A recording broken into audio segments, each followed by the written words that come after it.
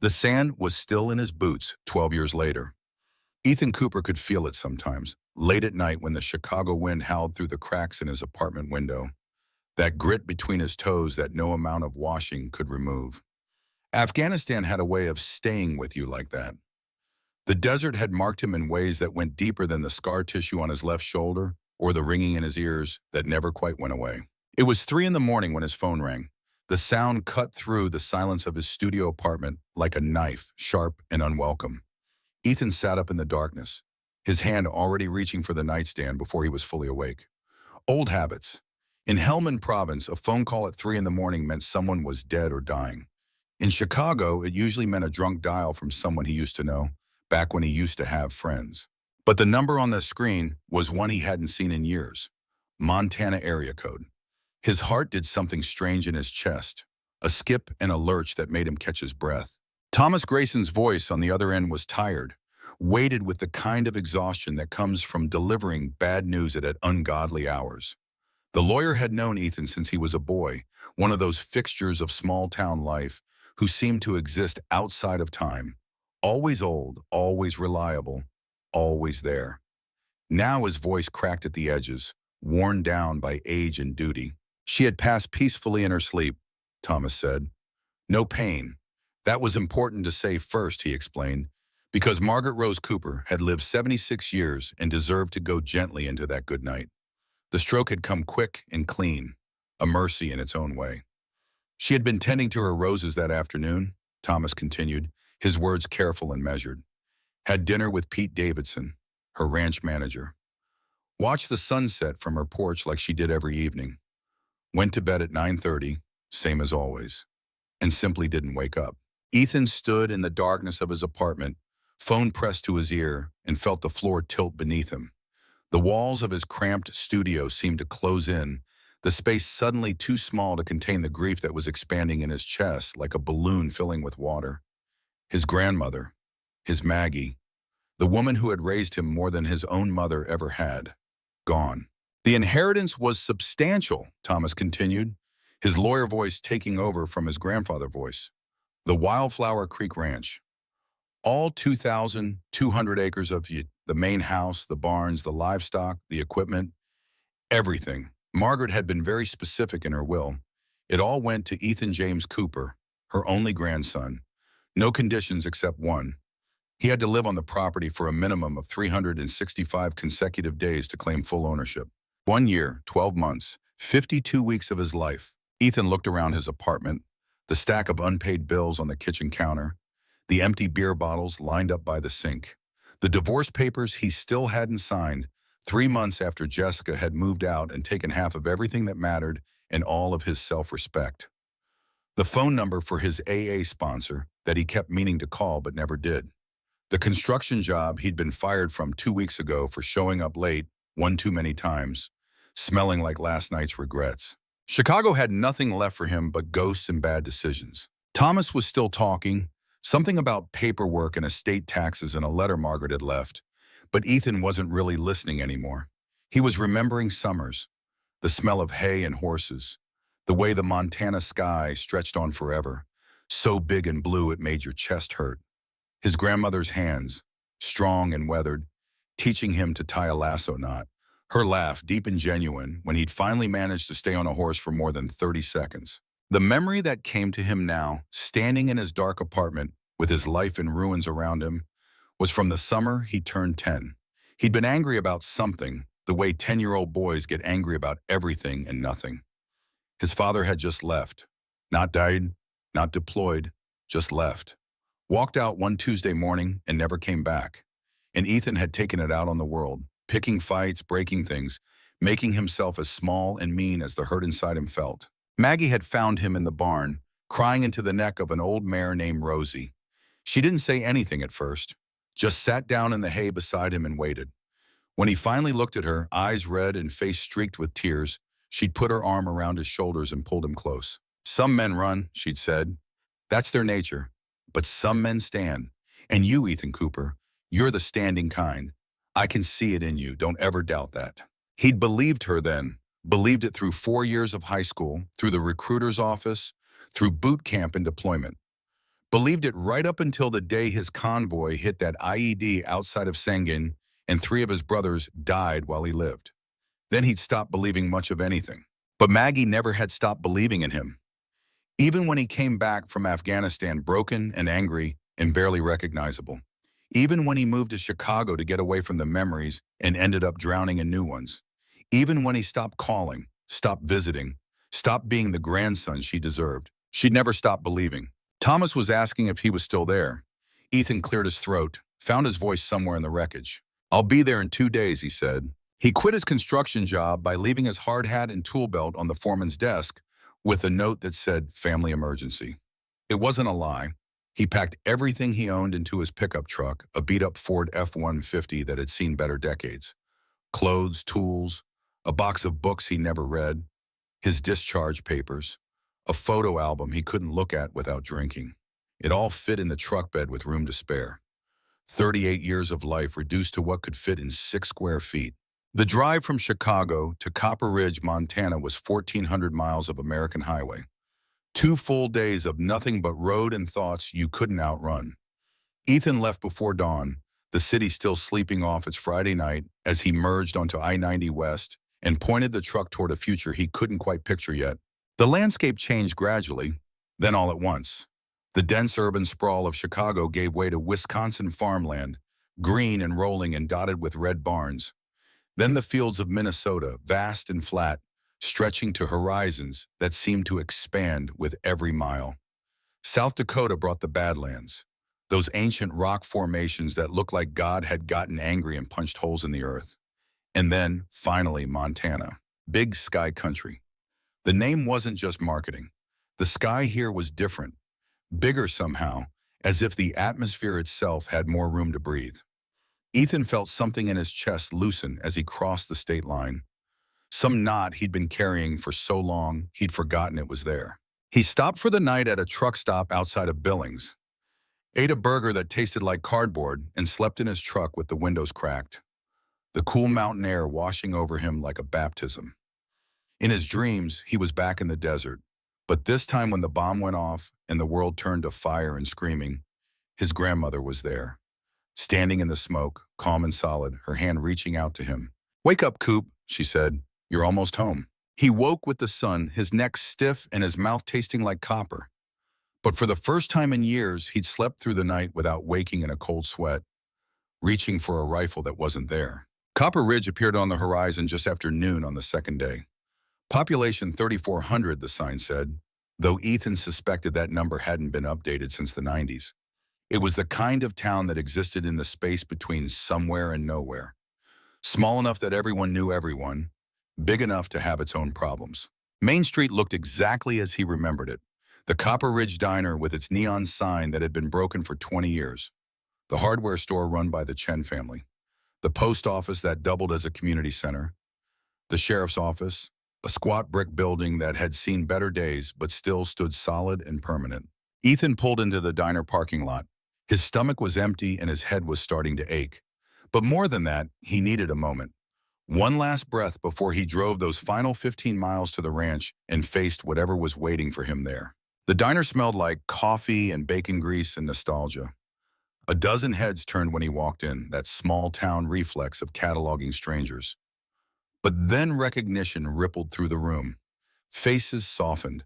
An old woman in a corner booth raised her coffee cup in silent acknowledgement. The waitress, a woman in her 50s with kind eyes, smiled and pointed to a booth by the window. "Sit anywhere, honey. I'll be right with you." Ethan slid into the booth and stared out at Main Street. A handful of people walked the sidewalks, moving with that unhurried pace that city folk always mistook for laziness, but was really just the rhythm of a different kind of life. A life where time moves slower because there was less of it to waste on meaningless rush. The bell over the door chimed. Ethan glanced up and felt his spine straighten automatically, that military posture that never really left you.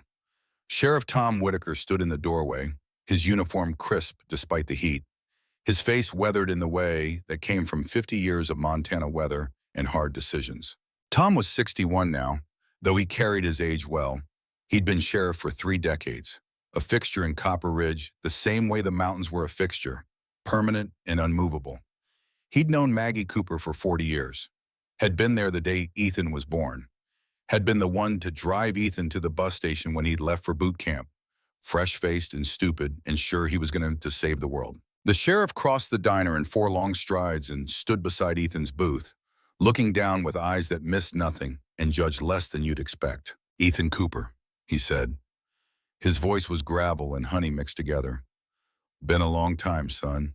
Ethan stood and they shook hands. Tom's grip was still iron, still the kind of handshake that meant something. "Sheriff," Ethan said. "Tom," the older man corrected. "We're past formalities.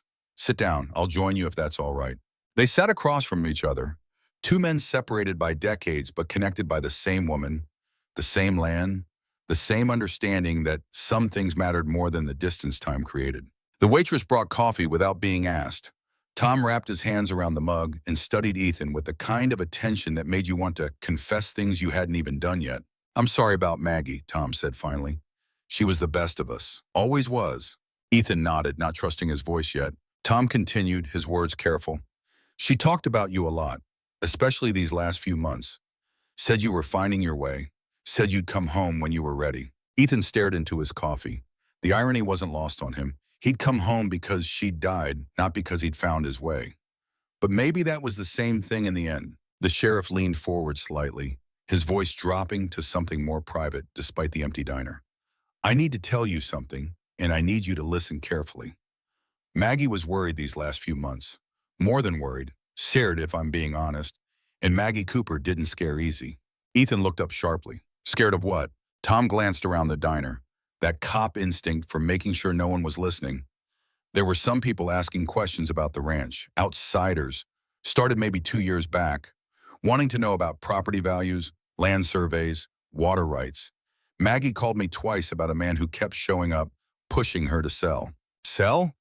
Ethan felt his jaw tighten. "She'd never sell that ranch. I know that. You know that." This fellow didn't seem to understand it, though. "Maggie filed a report, but there wasn't much I could do. He wasn't breaking any laws, just being persistent. But something about him bothered her. She said he had cold eyes." The words hung in the air between them like smoke. Ethan felt that old familiar tension creeping up his spine, the kind that came before firefights and bad news. "You think it means something?" Ethan asked. Tom took a long drink of his coffee before answering. "I think your grandmother was one of the smartest people I ever knew. And if she was scared, there was probably a good reason. Just be careful out there, Coop. Keep your eyes open. You see anything strange, you call me immediately." They finished their coffee in silence. Tom paid the bill over Ethan's protests, told him to come by the station later in the week, and left with a final piece of advice. "Welcome home, son. Maggie would be proud you came back. Just watch your 6." Military slang. Watch your back.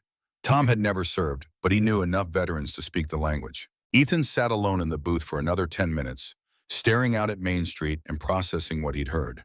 Someone had been pressuring Maggie, someone with cold eyes, someone who wanted the ranch badly enough to scare a woman who'd faced down drunk cowboys, winter blizzards, and the death of her husband without flinching. The knot in his chest tightened again. He paid for a refill of coffee and hit the road.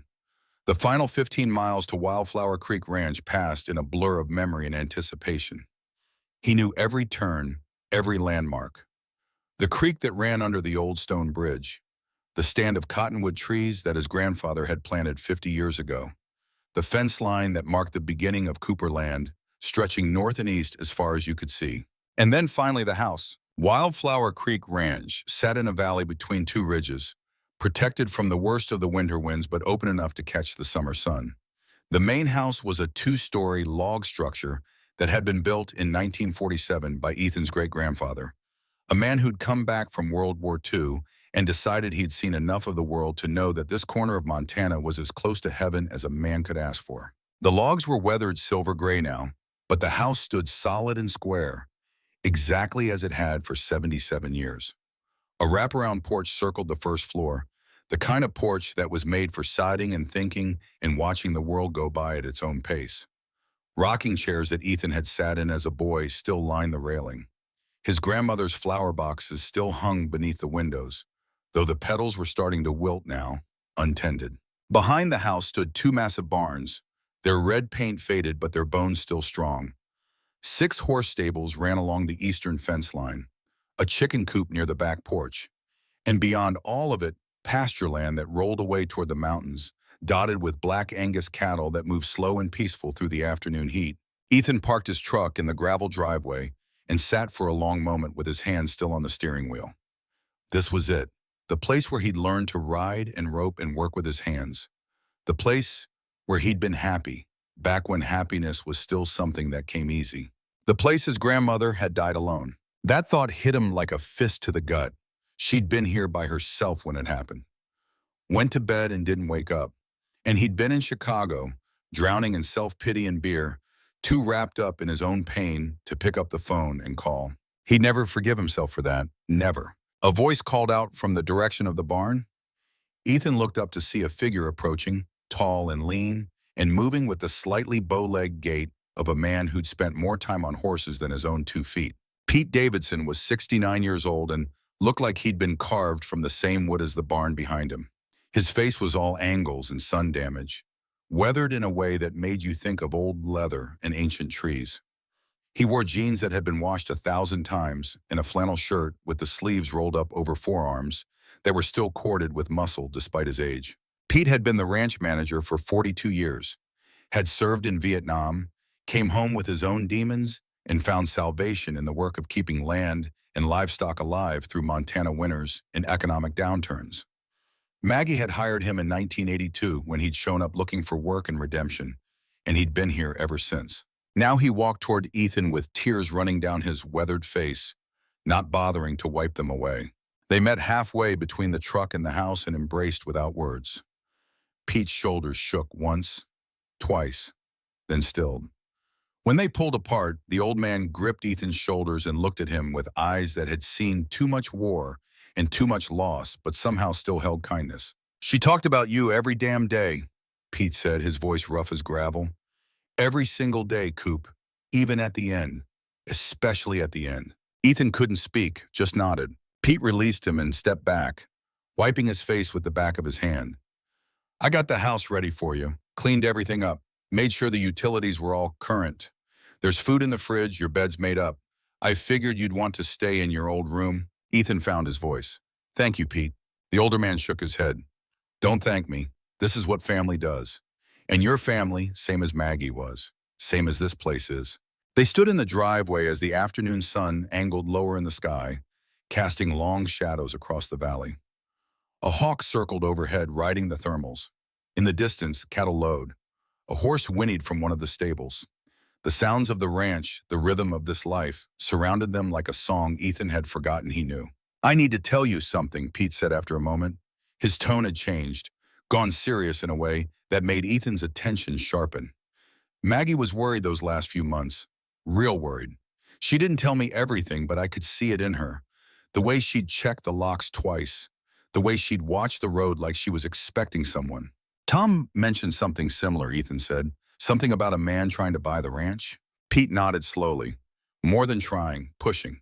I saw him a few times. Fancy car, expensive clothes, didn't belong here.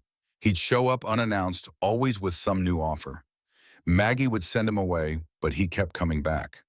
Like a damn coyote that won't leave the hen house alone." "What did he want?" "The ranch, all of it. Offered well over market value too, which should have been tempting. But Maggie wasn't interested. 'This land's been in our family for 4 generations, she told him. Not for sale at any price." But the guy wouldn't take no for an answer. Ethan felt his hands curl into fists. He forced them open, forced himself to breathe. "Did she report it?" "To Tom Whitaker, yeah. But the guy was always just on the right side of legal. Persistent, not threatening, at least not in any way the law could touch. But Maggie saw something in him that scared her. I saw it too the one time I talked to him. Cold eyes. That's how Maggie described it. Eyes like a snake." "Do you know his name?" Pete hesitated, then nodded. "Brennan, Vincent Brennan. At least that's what he said. But Maggie had her doubts about that too. She hired a private investigator to look into him. I don't know what she found, but it made her more scared, not less." "Where's the investigator's report?" Pete met his eyes. "I don't know. Maggie said she was keeping it somewhere safe. Said if anything happened to her, you'd know where to look." Ethan felt a chill run down his spine despite the warm afternoon. If anything happened to her, as if she'd known, as if she'd been preparing. "Show me her room," Ethan said. They walked to the house together, Pete moving slower than Ethan remembered, but still steady on his feet. The front door was unlocked, the key hanging on a hook inside just like it always had been. In Chicago, you locked everything. Here, locks were more suggestion than necessity. Everyone knew everyone. Thieves were rare because there was nowhere to run where you wouldn't be recognized. The inside of the house smelled like lavender and old wood and time itself. Maggie's scent, mixed with decades of life, lived within these walls. Ethan stood in the entryway and felt his throat tighten. Everything was exactly as he remembered. The stone fireplace dominating the living room, the dining table that could seat 12, scarred with the marks of family dinners and homework in 100,000 small moments. The kitchen with its ancient stove and the view out over the back pasture. Photographs lined the mantel and the walls, generations of Coopers staring out at the world with varying degrees of seriousness. Ethan's great-grandparents on their wedding day.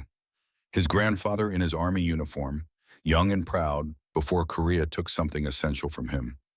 His mother as a girl, before she'd run off to Seattle chasing dreams that never quite materialized. And Ethan himself, a gap-toothed kid holding a fishing pole, grinning at whoever was behind the camera. He remembered that day. He'd caught his first trout. Maggie had taken the photo, then cooked the fish for dinner, and told him he was a natural outdoorsman. He'd believed her because he'd always believed her. Pete led him upstairs to the master bedroom. Maggie's room. The bed was made with military precision, the pillows fluffed, the quilt pulled tight. But there was a stillness to it that felt wrong, the kind of stillness that comes when a room knows its occupant isn't coming back. On the nightstand sat a framed photograph of Maggie and Ethan's grandfather on their wedding day. Beside it, a water glass and a book, reading glasses resting on top. The last book she'd ever read. The last water she'd ever drunk.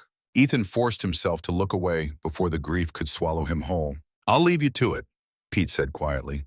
"I'm in the foreman's cabin if you need anything. Dinner's at 6. Danny will be there too. You remember Danny Reeves?" Ethan nodded. Danny had been about 14 the last time Ethan had been home. The son of one of the ranch hands, a good kid who loved horses and hard work. "He's 26 now," Pete continued. "Good man, smart. Knows cattle better than most folks twice his age. He's been a godsend these last few years." Pete turned to leave, then paused in the doorway. "One more thing, Coop. Maggie left you a letter. It's on the kitchen table. She wrote it about a week before she died. I think she knew somehow. I think she felt it coming." After Pete left, Ethan stood alone in his grandmother's bedroom and tried to think like she would have thought. Somewhere safe, somewhere only he would know to look.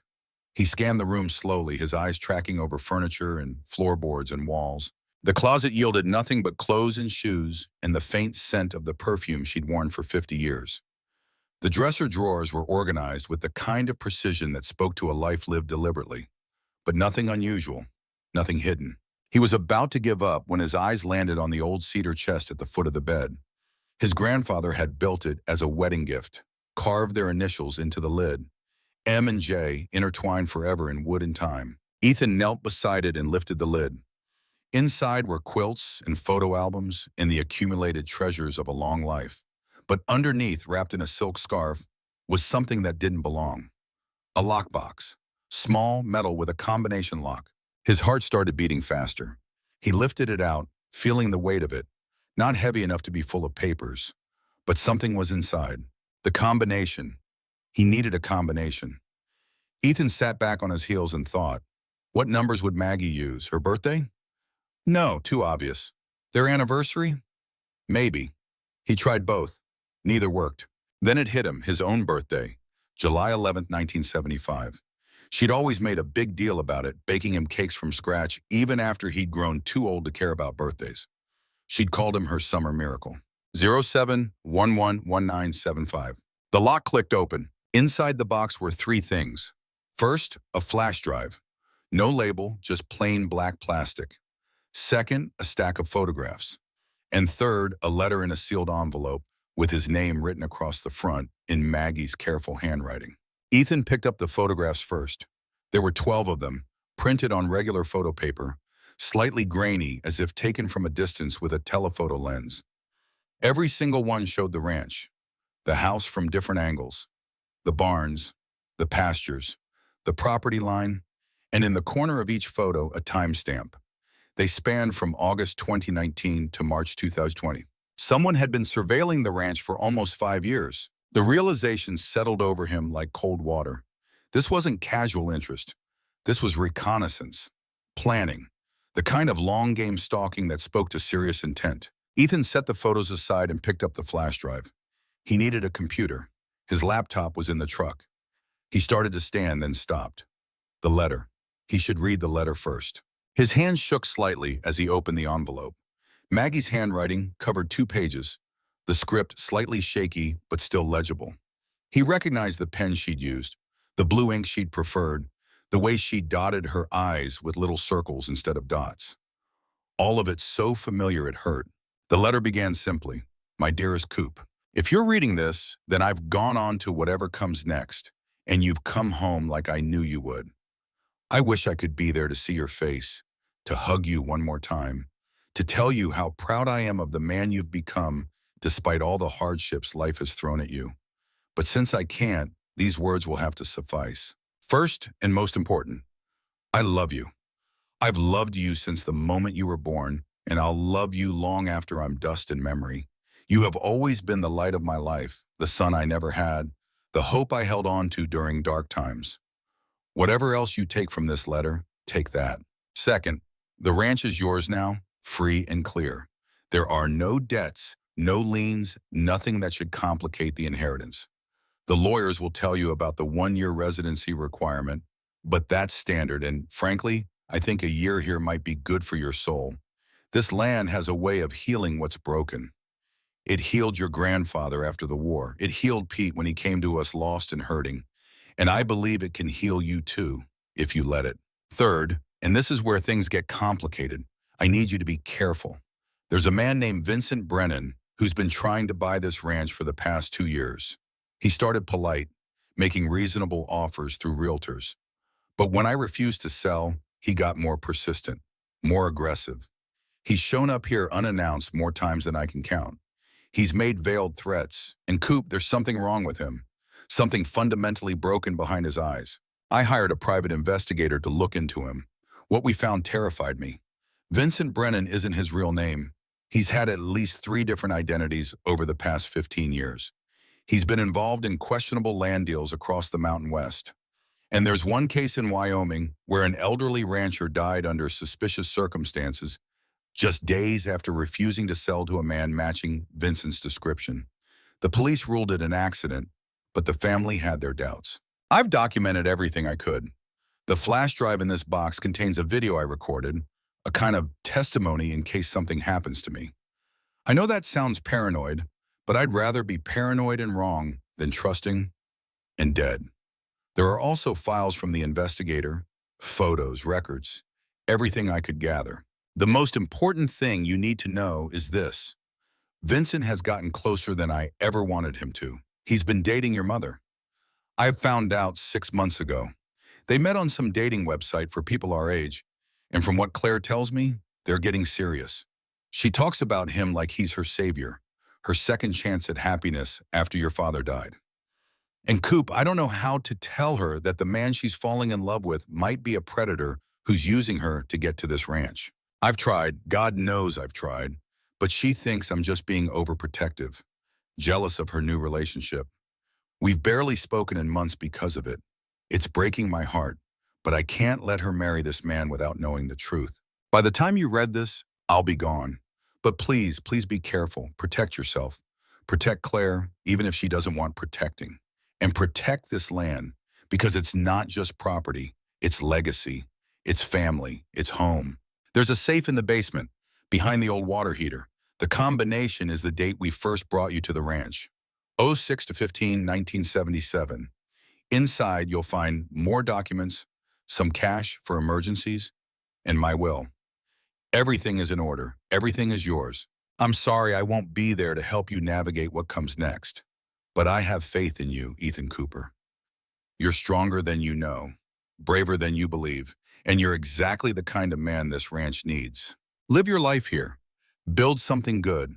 Find peace. And know that wherever I am, I'm watching over you and smiling. All my love, forever and always, Grandma Maggie. Ethan read the letter 3 times before the words fully penetrated. His mother was dating the man who'd been stalking his grandmother, the man with cold eyes and multiple identities, the man who might have killed someone in Wyoming.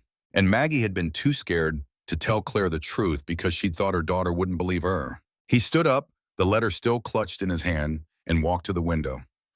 Outside, the sun was setting over the western ridge, painting the sky in shades of orange and purple and gold. The ranch spread out before him, beautiful and peaceful and utterly deceptive in its tranquility. Someone wanted this land badly enough to stalk, threaten, and possibly kill for it, and that someone was now connected to his family through his mother. Ethan felt the old combat instincts kick in, that heightened awareness that had kept him alive in Afghanistan. Assess the threat, gather intelligence, prepare for contact. He'd thought he was coming home to grieve and heal. Instead, he was walking into a war. He went downstairs, retrieved his laptop from the truck, and plugged in the flash drive. The video file loaded slowly, and then his grandmother's face filled the screen. She looked tired in the video, older than he remembered.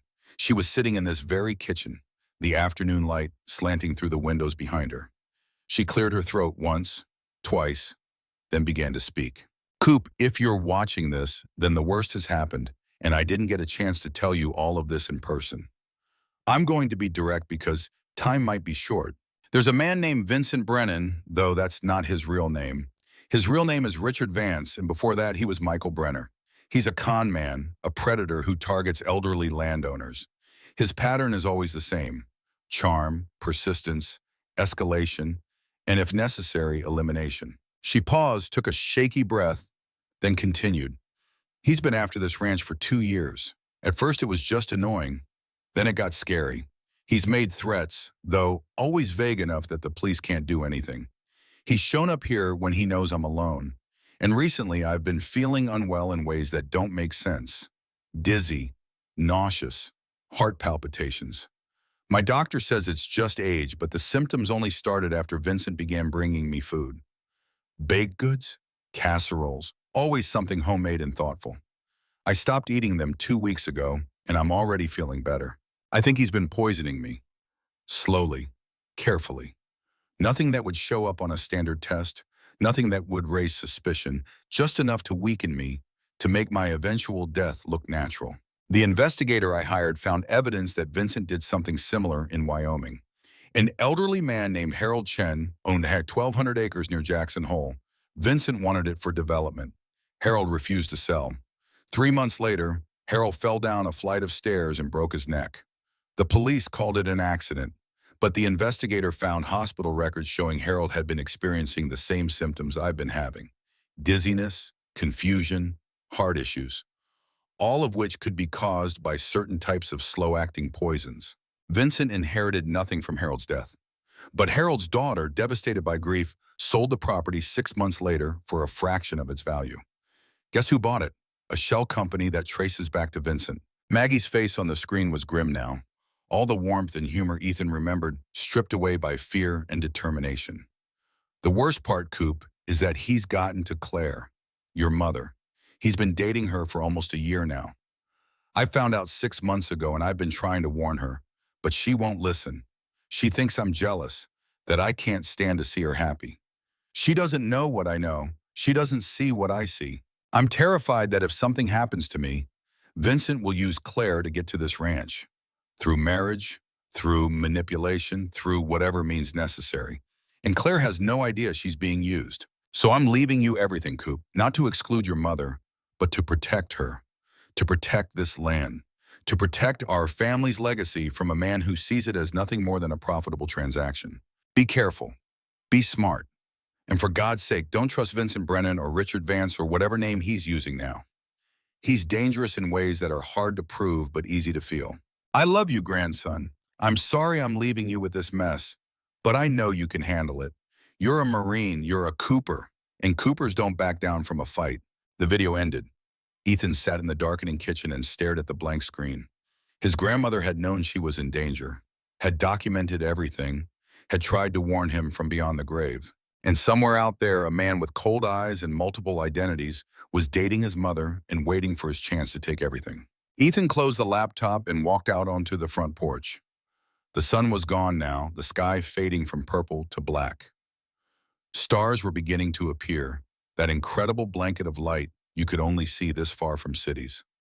Pete and Danny would be expecting him for dinner soon, but he needed this moment, this silence, this gathering of strength for whatever came next. His phone buzzed in his pocket, a text message from a number he didn't recognize, Montana area code.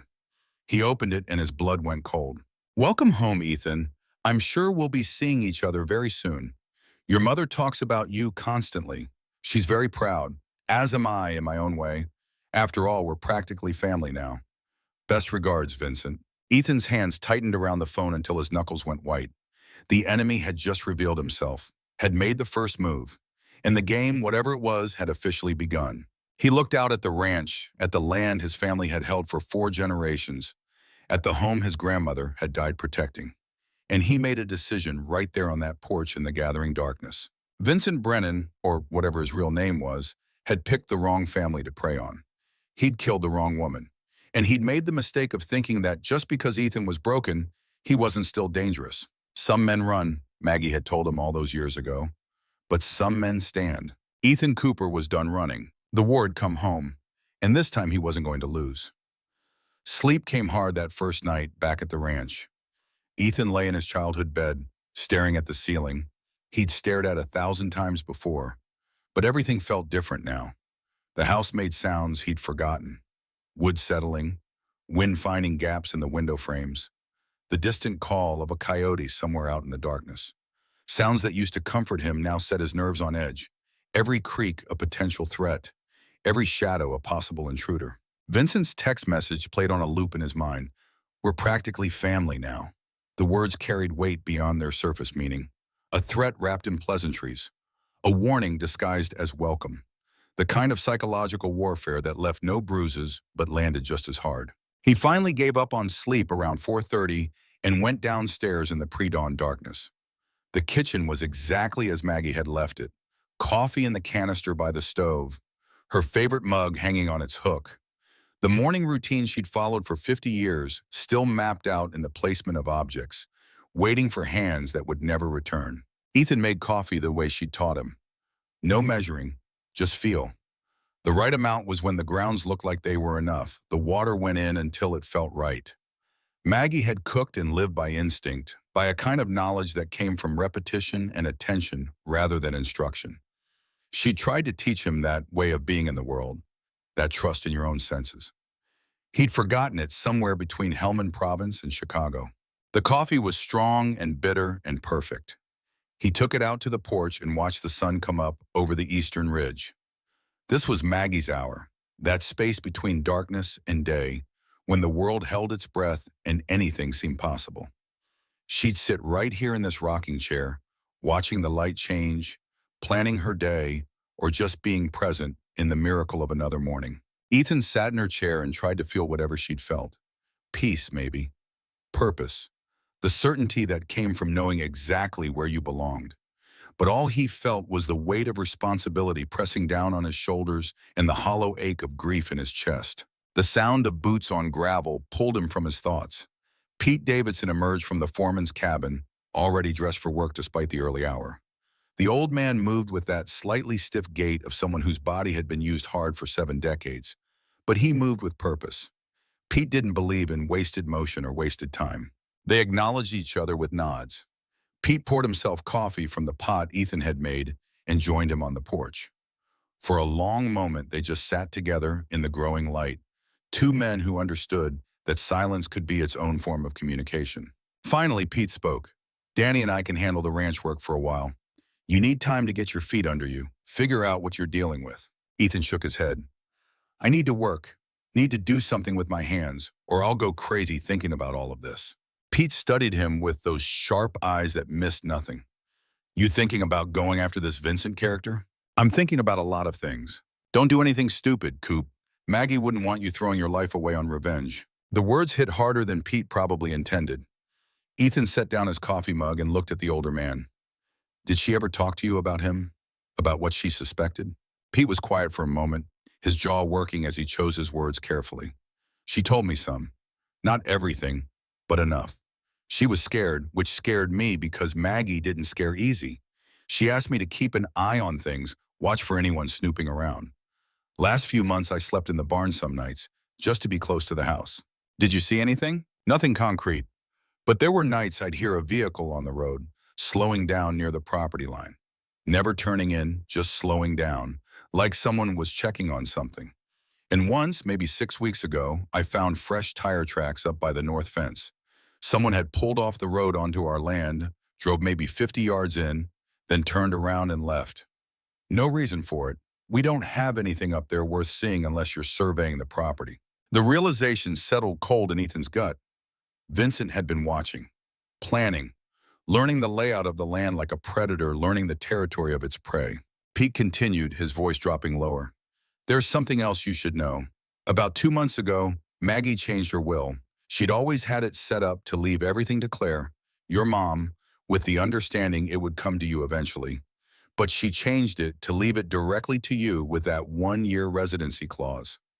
I was one of the witnesses when she signed the new paperwork. Why would she do that? Pete met his eyes. Because she was worried that if something happened to her and Claire inherited, Vincent would find a way to get the ranch through your mother, either by marriage or manipulation or God knows what. Maggie was protecting the land the only way she knew how, by taking Claire out of the equation. Does Mom know? I don't think so. Thomas Grayson wouldn't have told her until after probate was settled, which means she's going to find out soon, if she hasn't already, and I'm guessing that's going to cause some problems. That was an understatement. Claire would be hurt, betrayed. She'd see it as Maggie choosing Ethan over her, as a final rejection from a mother she'd always had a complicated relationship with. She wouldn't understand it was an act of protection. And Vincent, if he was as smart as Maggie believed, would use that hurt to drive a deeper wedge between mother and son. The sun was fully up now, burning off the morning chill. In the distance, cattle were moving toward the creek for water. A pair of hawks circled overhead, riding the thermals. The ranch was waking up, beginning its daily rhythm of work and life and survival. Ethan stood and stretched, feeling his spine pop in 3 places. All right, show me what needs doing. Pete smiled, the first real smile Ethan had seen from him. Now you're talking like a rancher. The next 4 hours were spent learning the ranch all over again. Pete walked him through the operation with patient detail. 420 head of Black Angus cattle, prime breeding stock. 6 horses, 3 of them young enough to need regular training. 200 acres of hay that would need cutting in another month. Fences that required constant maintenance. Equipment that ran on prayer and stubbornness and Pete's mechanical genius. Danny Reeves joined them mid-morning, and Ethan was struck by how much the kid had grown. Not a kid anymore, really. 26 years old, built like his father had been, all shoulders and work-hardened muscle. Danny had his father's easy smile too, the kind that made you trust him instantly. They worked together repairing a section of fence line that had been damaged by a fallen tree. The work was mindless in the best way, requiring just enough focus to keep darker thoughts at bay. Ethan's hands remembered things his mind had forgotten. How to set a post, how to stretch wire, how to use a come-along to get the tension right. Muscle memory from summers spent doing exactly this work, learning from his grandfather and Pete in the land itself. By noon, his shoulders ached and his hands were blistered, and he felt more centered than he had in months. There was something deeply satisfying about physical labor, about transforming raw materials into something useful through the simple application of effort and skill. It was honest work, the kind where you could see the results of your sweat. They broke for lunch in the shade of a cottonwood tree, eating sandwiches that Pete had packed that morning. Danny pulled 3 cold beers from a cooler in his truck, and they sat in companionable silence, drinking and catching their breath. Finally, Danny spoke up. Mr. Cooper, if you don't mind me asking, are you planning to stay? Run the place yourself? Ethan took a long pull from his beer. That's the plan, at least for the year the will requires. Danny nodded slowly, and after that, Ethan didn't have an answer.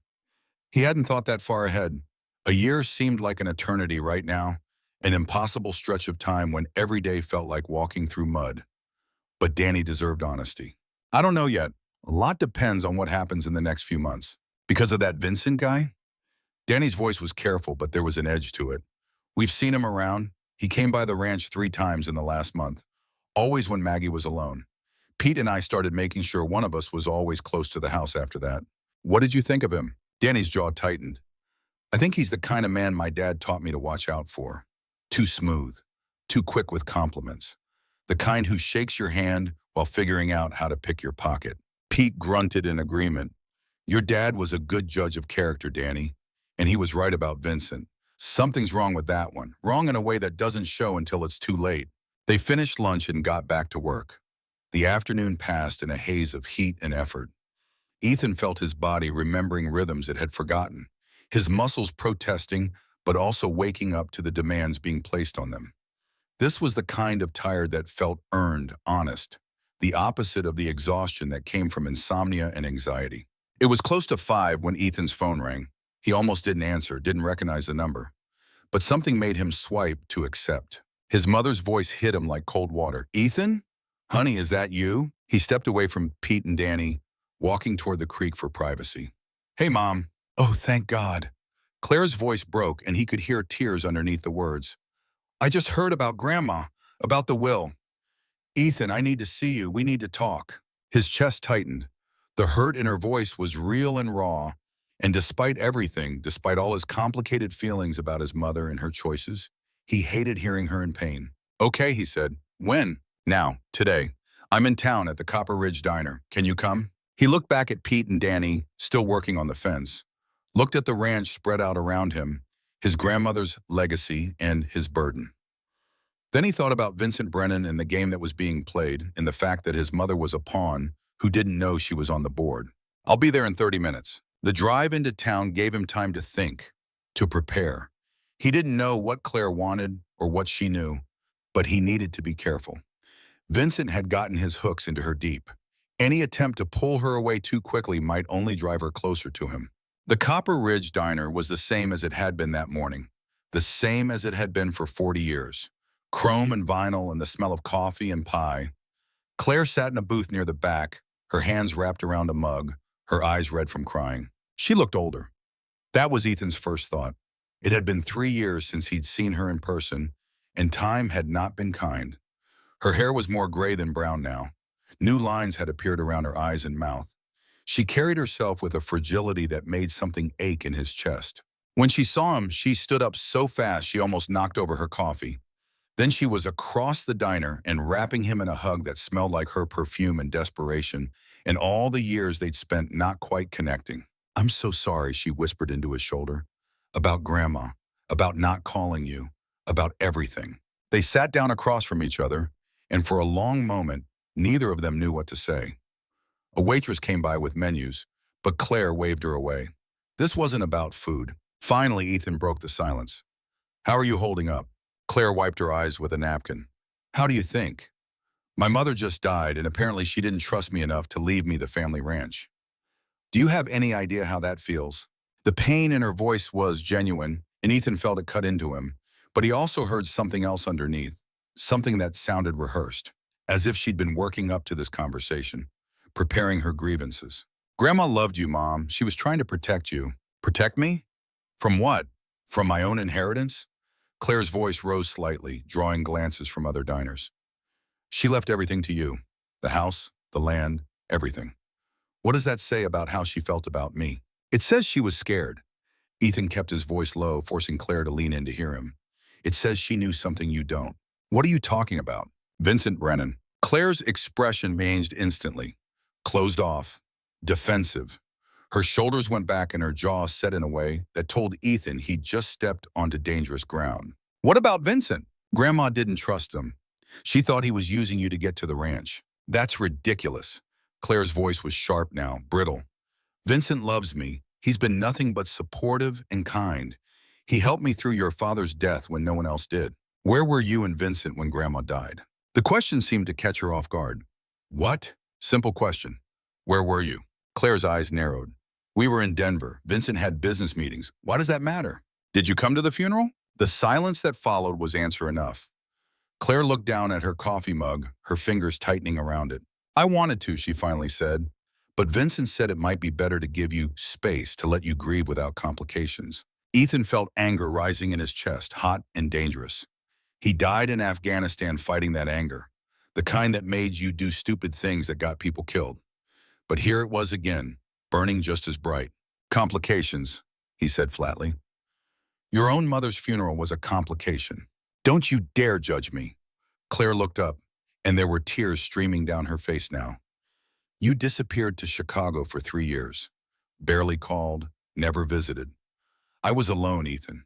Completely alone. And when Vincent came into my life, he was there. He was present. He cared. Because he wants something. No, Claire shook her head violently. Because he loves me. I know you can't understand that. I know you think I'm some foolish old woman who got taken in by a con man. But you're wrong. Vincent has been good to me. Good for me. Ethan pulled out his phone. He'd loaded some of the investigators' files onto it before leaving the ranch. Now he pulled up a photo and turned the screen toward his mother. This is Vincent, right? Claire glanced at it, then away. Yes. So what? His real name is Richard Vance. Before that, Michael Brenner. He's had at least 3 different identities in the past 15 years. He's been involved in land fraud across 4 states. And there's a case in Wyoming where a rancher died under suspicious circumstances after refusing to sell property to him. Stop it. Claire pushed the phone away. I don't want to hear this. Ethan leaned forward. Mom, listen to me. Grandma hired a private investigator. She documented everything. Vincent is dangerous. He's been stalking the ranch for years. And now he's dating you because it's the easiest way to get what he wants. You're lying. You're making this up because you're angry about the will. I'm not. Ethan pulled up more files, more photos. Here, this is a police report from Arizona. Vincent was accused of forging documents on a property sale. The charges were dropped, but look at the pattern. He targets elderly landowners. He charms them or their families. And when that doesn't work, people start having accidents. Claire was shaking her head, her hands over her ears like a child refusing to hear bad news. No, you're wrong. Vincent wouldn't do that. He's a good man. He's been nothing but honest with me. Has he talked about the ranch? Has he suggested you should fight the will? The flush that crept up Claire's neck told Ethan everything he needed to know. She looked away, guilt and anger warring on her face. He's just trying to help, she said weakly. He knows how much the ranch means to our family. He thinks we should contest the will together, mother and son, instead of letting lawyers divide us. Of course he does, because if you fight me for the ranch, he wins either way. Either you get it and he marries you and gains control, or the legal battle drains the estate's resources and the ranch has to be sold to cover costs. Then he swoops in and buys it at auction. You don't know what you're talking about. I know exactly what I'm talking about. This is what he does, Mom. This is his playbook. And you're falling for it because you're lonely and grieving, and he's very, very good at his job. Claire stood up abruptly, her chair scraping against the floor. I don't have to listen to this. I came here to talk to you about your grandmother, to try to reconnect with my son. But apparently you'd rather make up conspiracy theories about the man I love. Mom, please. Ethan stood too, aware that every eye in the diner was on them now. Just look at the evidence. Read the investigator's report. Talk to Sheriff Whitaker. He knows about Vincent too. I know what Sheriff Whitaker thinks. Claire grabbed her purse, her movements jerky and defensive. Vincent told me Tom Whitaker has been harassing him, making unfounded accusations because he's prejudiced against outsiders. Small-town cops protecting their territory. And you believed him. Yes, I believed him. Because unlike apparently everyone else in this town, I choose to see the good in people instead of assuming the worst. She was halfway to the door when she turned back, and the look on her face made Ethan's heart sink. We're getting married, she said, Vincent and me, next month. He proposed last week, and I said yes. So you can keep your suspicions and your evidence and your grandmother's paranoia. I'm finally happy for the first time in years, and I'm not going to let you ruin it. Then she was gone, the door swinging shut behind her. Ethan stood in the middle of the diner, feeling the weight of every stare, every whispered conversation. He threw money on the table for coffee he hadn't drunk and walked out into the afternoon heat. The drive back to the ranch was a blur. His hands gripped the steering wheel so tight his knuckles went white.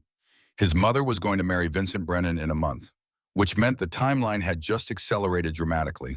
Whatever Vincent was planning, he'd be in position to execute it soon. When Ethan pulled into the ranch, he saw an unfamiliar black SUV parked by the house. Expensive, spotless despite the dusty roads, and leaning against it, checking his phone, was a man who could only be Vincent Brennan. He was tall, maybe 6'2", with silver hair styled just carefully enough to look casual. He wore jeans that cost more than Ethan made in a week as a construction worker, a collared shirt that probably required dry cleaning, and boots that had never seen a day of real work. Everything about him screamed money and cultivation and careful image management. When he saw Ethan's truck, he smiled. It was a good smile, practiced and warm and completely empty. He pushed off from his SUV and walked forward with his hand extended, the picture of friendly confidence. Ethan got out of his truck and didn't take the offered hand.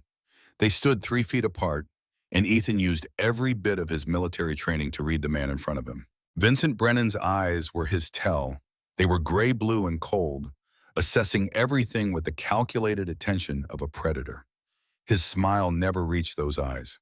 Neither did any real emotion. It was like looking at a mask wearing a better mask underneath. "You must be Ethan," Vincent said, dropping his hand with no sign of offense. "I've heard so much about you. Your mother talks about you constantly." "Where is she?" "Resting.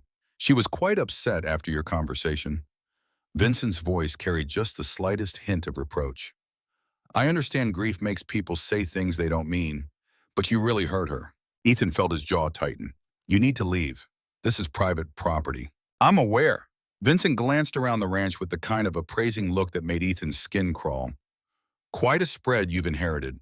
2,200 acres, prime grazing land, mountain views, water rights. Your grandmother built something impressive here.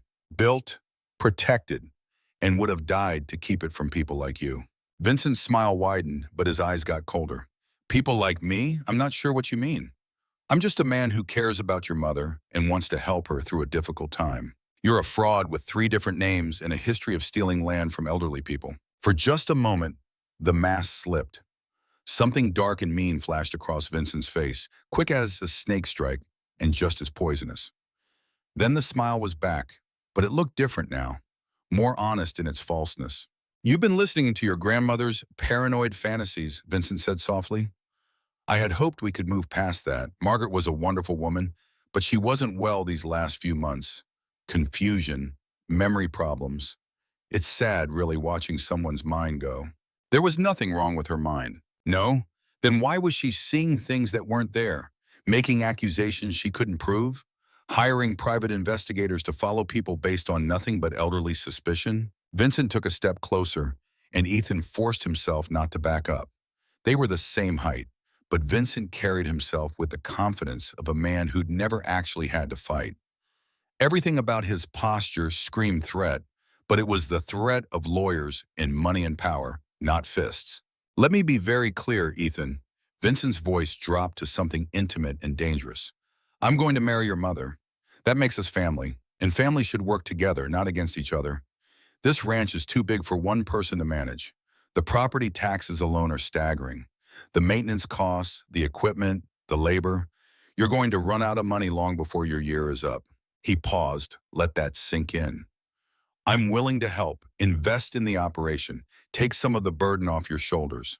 All I ask in return is a partnership. Sign over half ownership to your mother, and through our marriage, I can make sure this place not only survives, but thrives. Get off my property." Vincent studied him for a long moment, those cold eyes calculating. "Think about it," he said finally. "Think about what happens when you can't make the mortgage payments, when the bank comes calling, when you're forced to sell at auction. I'll be there, Ethan. I'll be the one who buys it, and then it'll be mine anyway, but you'll have nothing. No land, no legacy, no family, because your mother will never forgive you for being too proud to accept help." He turned and walked back to his SUV with the unhurried grace of a man who knew he held all the cards. Before getting in, he looked back over his shoulder. "Oh, and one more thing. Your grandmother didn't die of natural causes. I know it. You know it. But proving it is another matter entirely. Sleep well, Ethan. I'll be seeing you around." The SUV pulled away in a cloud of dust, and Ethan stood in the driveway trying to breathe past the rage in his chest. Vincent had just confessed, not directly enough to be used in court, but clearly enough that the message was unmistakable. He'd killed Maggie, and he was going to get away with it. Pete emerged from the barn, Danny behind him. Both men looked grim. You hear all that? Ethan asked. Pete nodded. Enough. You want me to call Tom Whitaker? No. Ethan took a deep breath, forced himself to think tactically instead of emotionally. Calling the sheriff wouldn't help. Not yet. They needed evidence. Real evidence. The kind that would stand up in court. A veiled confession in a driveway wouldn't cut it. But we are going to fight, he continued. We're going to dig into everything about Vincent Brennan and Richard Vance and whatever other names he's used. We're going to find proof of what he did to Grandma, and we're going to make sure he never gets his hands on this ranch. Danny cracked his knuckles, a sound like gunshots in the quiet evening air. Count me in. Mrs. Maggie was good to my family. I'm not letting some city con man steal what she built. Pete just nodded once, firm and final. We're with you, Coop, whatever it takes. That night, Ethan sat at the kitchen table with his laptop and the files from his grandmother's investigation spread around him. He went through everything methodically, building a timeline of Vincent's movements and victims. The pattern was clear once you knew to look for it. Vincent would identify a target, usually elderly landowners with valuable property. He'd spend months or even years researching them, learning their weaknesses, their family situations, their financial status. Then he'd make his move. Sometimes it was a direct offer to buy. Other times he'd befriend them or seduce a family member to gain access.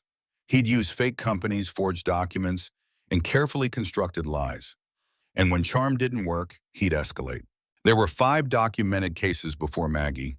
3 had ended with the victims selling to him at below-market prices after experiencing sudden financial problems or health crises. 2 had ended in death. Harold Chen in Wyoming fell downstairs after months of mysterious health problems. Vincent had been dating Harold's daughter at the time, Margaret Donovan in Idaho. Carbon monoxide poisoning ruled accidental, but she'd refused to sell her property to Vincent's shell company just 3 weeks before her death. The police had investigated both deaths, found nothing conclusive. Vincent always had an alibi, always stayed just on the legal side of suspicious. He was careful and patient and very, very good at what he did. Ethan made notes, highlighted connections, built a case that would mean nothing to law enforcement, but everything to someone who knew how to read patterns. This was a serial predator, and Maggie had been his latest victim. His phone buzzed. A text from Sheriff Tom Whitaker. Heard you had a visitor this evening. You okay? Ethan typed back. I'm fine, but we need to talk. Tomorrow? The response came quickly. My office. 8 a.m. Bring everything you have. Ethan looked at the files spread across the table. Everything his grandmother had gathered. Everything she'd tried to warn him about. This was her last gift, her final act of protection. He thought about Vincent's words. Your grandmother didn't die of natural causes. The casual admission. The confidence of a man who thought he was untouchable. But Vincent had made a mistake. He'd underestimated Maggie. She'd documented everything, built a paper trail, left evidence that could bring him down. And now he was underestimating Ethan. Some men ran from fights, but Coopers didn't run. They stood their ground and protected what was theirs.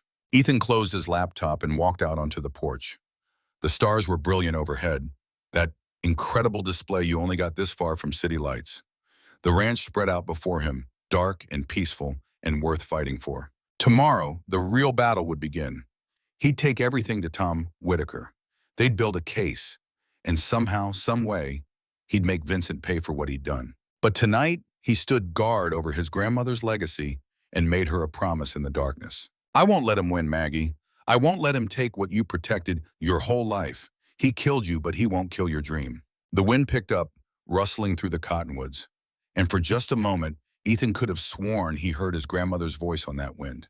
That's my boy. Fight hard, Coop, but fight smart. He would, because there was no other option. The enemy had revealed himself, declared his intentions, and drawn the battle lines. Now it was time to show Vincent Brennan what happened when you threatened a Marine's family.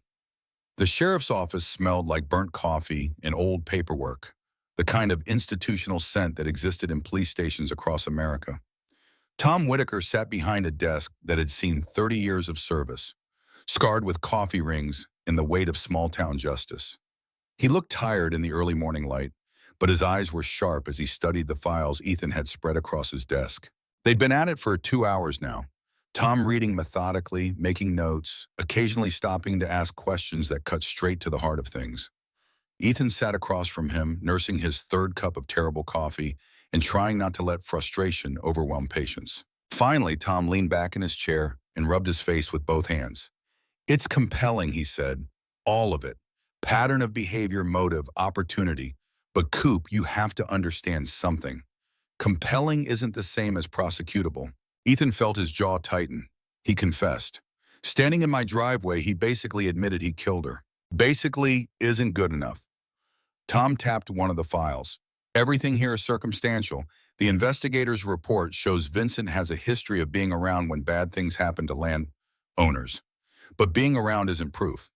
The photographs show he was surveilling the property, which is creepy, but not illegal. And his statement to you about Maggie not dying of natural causes could be interpreted a dozen different ways. So we do nothing? I didn't say that. Tom leaned forward, his voice dropping to something more personal. I'm saying we need to be smart about this. Vincent Brennan or Richard Vance or whoever the hell he is, he's been doing this for years without getting caught. That means he's careful. He knows how to stay just on the right side of the law. If we come at him too hard with weak evidence, he'll lawyer up and we'll never touch him. Then what do? We build a better case. Tom pulled out a legal pad and started writing. First, we need to exhume your grandmother's body. Get a proper toxicology screening. If she was poisoned like you suspect, we need proof in her tissue samples. Ethan felt something cold settle in his stomach. The thought of disturbing Maggie's rest, of digging her up from the peaceful hillside cemetery where she'd been laid to rest beside his grandfather, made him physically ill. But Tom was right. They needed evidence. How long does that take? Couple weeks to get a court order. Judge Morrison will want to see cause, but with the investigator's report and the pattern of behavior from Vincent's other victims, I think we can make the case. Then another week for the actual exhumation and testing. Results take anywhere from 2 to 4 weeks, depending on what we're looking for. Ethan did the math in his head. They were in late September now. 6 to 8 weeks would put them in mid to late November. His mother's wedding to Vincent was scheduled for October 28th. By the time they had proof, Vincent would be family, would have legal claims to anything Claire owned, would be in position to contest the will through his wife. He's getting married to my mom in 5 weeks, Ethan said. Once that happens, he's got legitimate access to challenge the inheritance. Tom nodded grimly. I know, which is why we need to move fast and hope we get lucky. I'll file the exhumation order this afternoon. In the meantime, I need you to do something for me. What? Stay visible. Stay normal. Don't let Vincent know we're building a case. Go about your business running the ranch. Act like you've accepted the situation with your mother. The more comfortable Vincent gets, the more likely he is to make a mistake. You want me to just wait while he marries my mother? I want you to be strategic. Tom's voice was firm, that tone of command that came from 3 decades of dealing with men who wanted to act instead of think. Vincent is expecting you to fight. He's prepared for that. What he's not prepared for is you appearing to give up. Let him think he's won. Meanwhile, we work the case quietly. The words made sense, but they tasted like ash in Ethan's mouth. Every instinct he had, every lesson learned in combat, screamed at him to take action. Waiting felt like cowardice. But Tom wasn't wrong. Sometimes the best tactics involve patience and misdirection. All right, Ethan said finally. We do it your way. But if we don't have something solid before that wedding, I'm going to tell my mother everything. Every piece of evidence we have. Even if she doesn't believe me, at least I'll know I tried. Fair enough. Tom stood and extended his hand. We'll get him, Coop. Might take time, but men like Vincent always slip up eventually. They get cocky, they overreach, and when he does, we'll be ready. They shook hands, and Ethan left the sheriff's office feeling the weight of forced inaction pressing down on his shoulders. The morning was bright and clear, the kind of Montana day that made you grateful to be alive. But all Ethan could think about was time running out and a killer walking free. The next 3 weeks fell into a rhythm that felt surreal in its normalcy. Ethan threw himself into ranch work with an intensity that worried Pete and Danny, but kept his mind from eating itself alive. He was up before dawn every morning, working until his muscles screamed and his hands bled, fixing fences, rotating pastures, breaking the 2-year-old gelding that Maggie had bought but never had time to train. The physical labor was salvation. It left him too tired to dream, too exhausted to lie awake replaying conversations with his mother or imagining ways to make Vincent pay. He learned the ranch all over again, memorizing every acre, every water source, every piece of equipment. This was his now, his responsibility, and he would not fail it the way he felt he'd failed Maggie. Pete watched him with knowing eyes but said nothing. The old man understood the therapy of work, the way hard physical labor could quiet demons that words never could. He just made sure Ethan ate properly and didn't push himself into actual injury. Danny was different. The younger man had energy to spare and a burning need for justice that matched Ethan's own. On the third day, while they were replacing rotted boards in the hay barn, Danny finally voiced what had been building. "We should just handle this ourselves," he said, hammering a nail with more force than necessary. "Vincent comes back to the property. We teach him why that's a bad idea." Ethan paused, holding a board in place. "And then what? We go to prison for assault while he sues us for everything the ranch is worth?" Danny's hammer struck air, the nail already driven home. He looked at Ethan with frustration written across his young face. "So we just let him get away with it?" "We're not letting him get away with anything. We're being smart. There's a difference between justice and revenge, Danny. One of them keeps you free to fight another day." The younger man was quiet for a moment, then nodded slowly. "My dad used to say something like that, said a hothead gets cold justice. Your dad was a wise man." They worked in silence for a while, the rhythmic sound of hammers on nails providing a kind of meditation.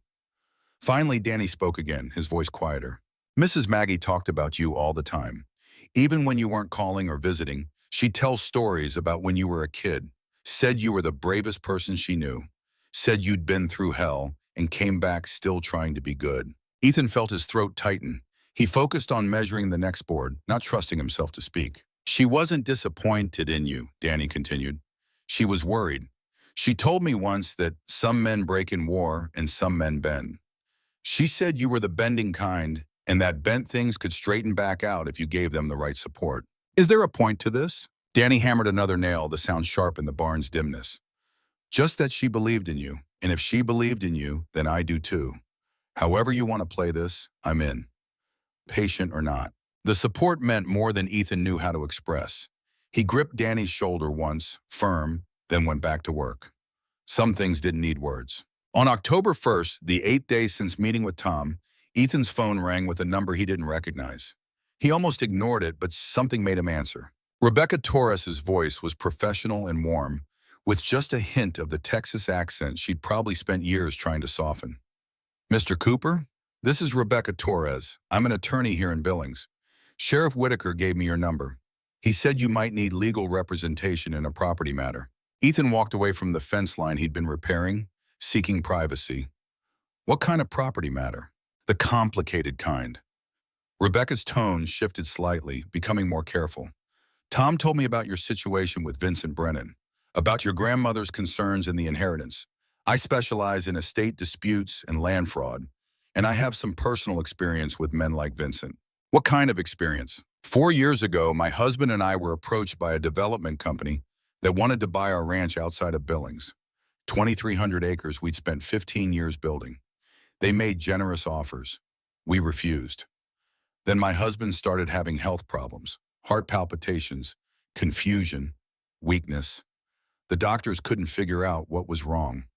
6 months later, he was dead. Heart attack, they said, genetic predisposition. Ethan felt ice forming in his veins. "Let me guess. After he died, the development company came back with an even better offer." Rebecca's voice hardened slightly. "I was drowning in medical bills. In grief, I almost sold.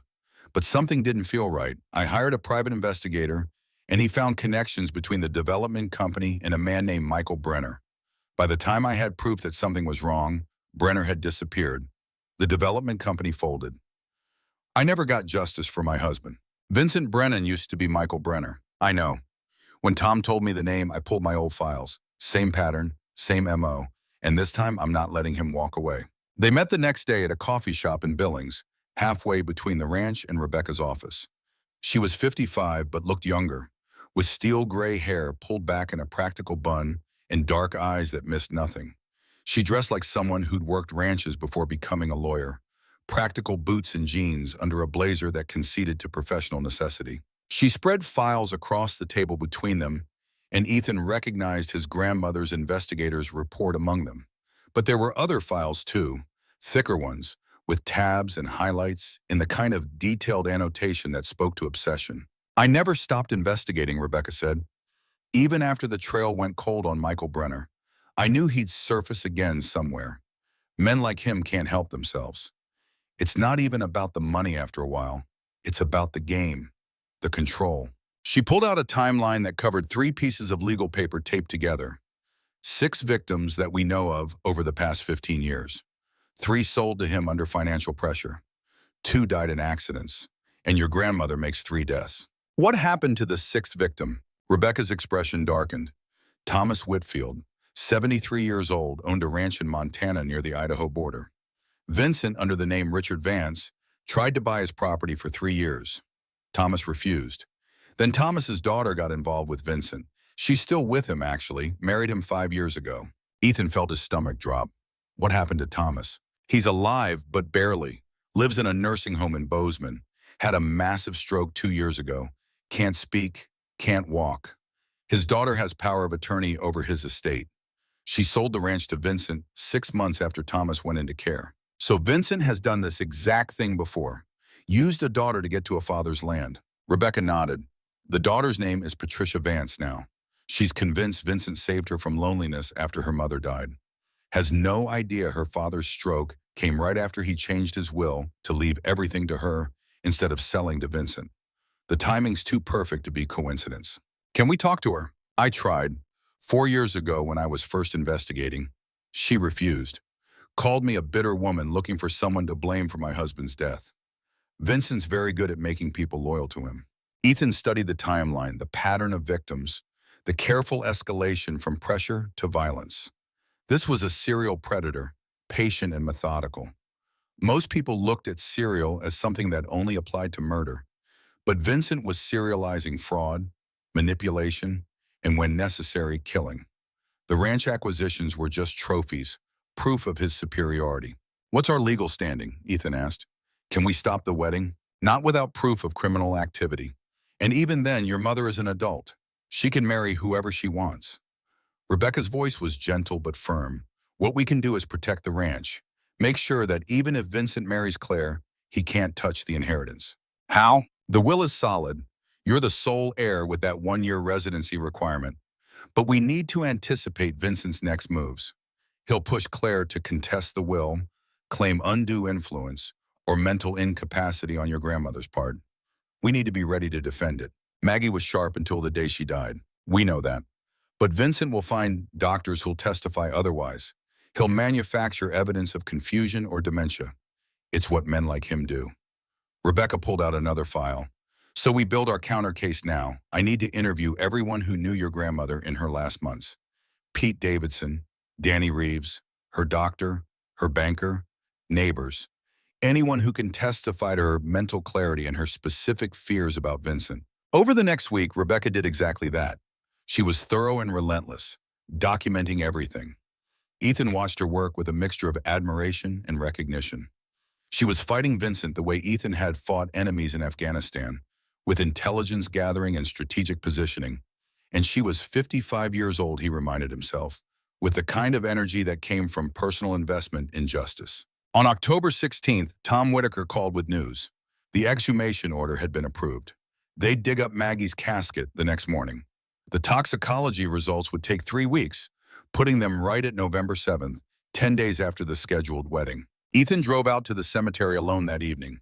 The sun was setting behind the mountains, painting the sky in shades of amber and rose.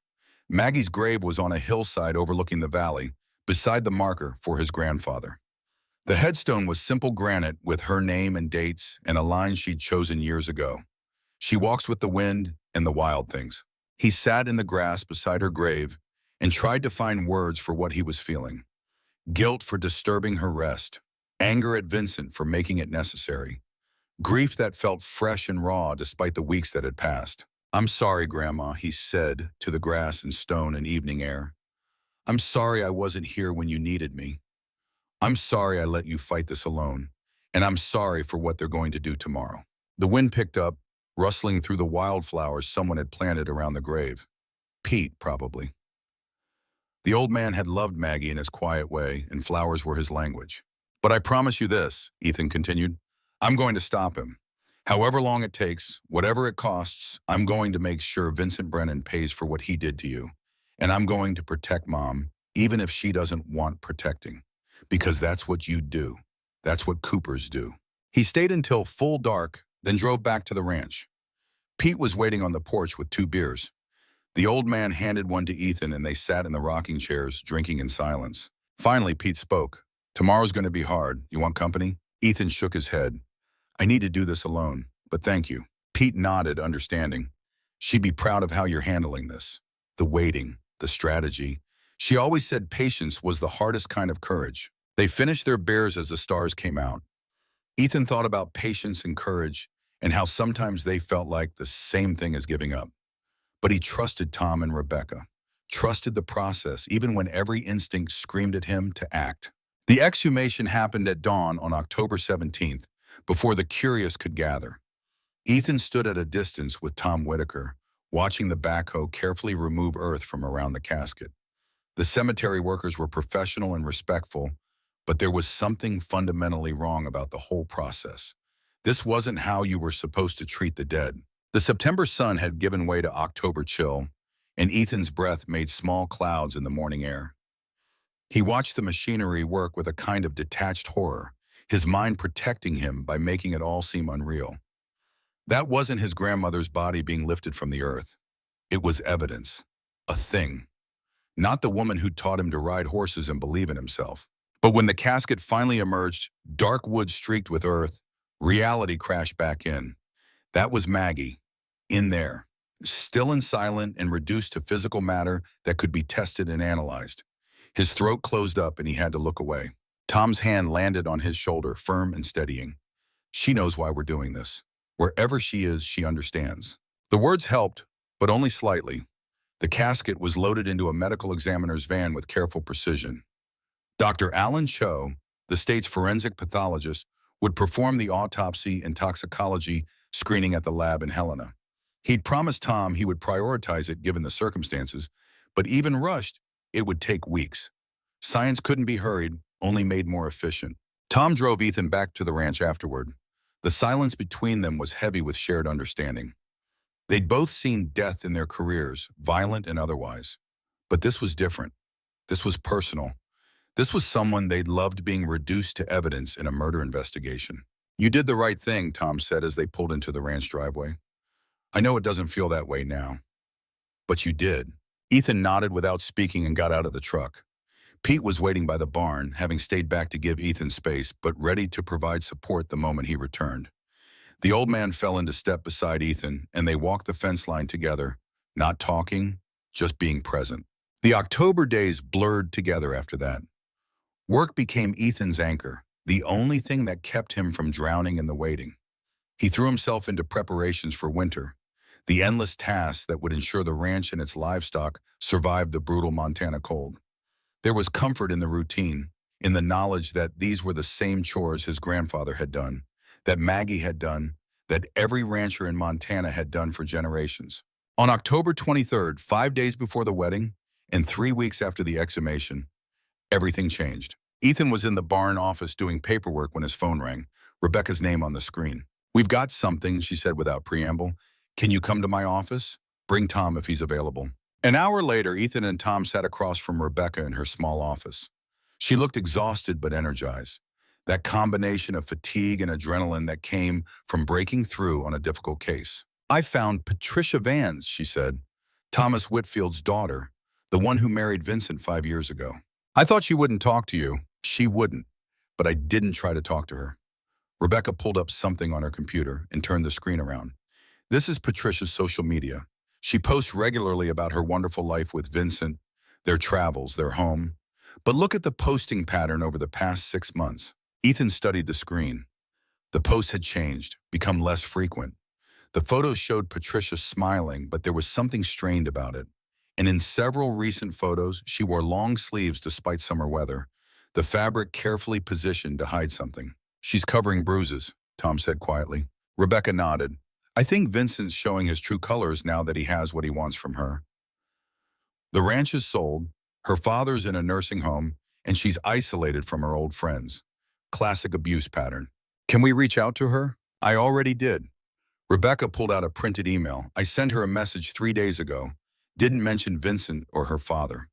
Just said I was a lawyer helping women exit dangerous marriages, and I'd heard through mutual acquaintances she might need support. She replied yesterday. What did she say? That she's been trying to leave for 2 years, but she's afraid. Vincent has threatened her, told her that if she tries to divorce him, he'll make sure her father dies in that nursing home. And she believes him because she started to realize what kind of man he really is. This is it, Tom said, leaning forward. If she'll testify to Vincent's threats, to his pattern of behavior, we can build a case. It gets better. Rebecca's smile was sharp as a blade. Patricia has been secretly documenting everything. Photos of bruises, recordings of Vincent's threats, and most importantly, a video of Vincent admitting that he manipulated her father's medication to cause the stroke. Ethan felt his heart start to pound.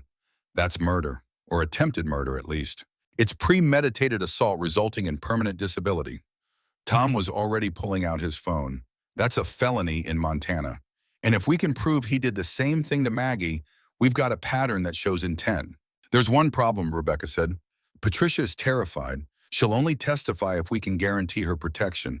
And even then, she's scared Vincent will hurt her father before we can move. We can protect her, Tom said. Put her in witness protection if necessary. But we need to move fast before Vincent realizes she's talking to us. The next 72 hours were a blur of activity. Tom coordinated with state police to secure Patricia Vance and move her father from the nursing home to a secure medical facility.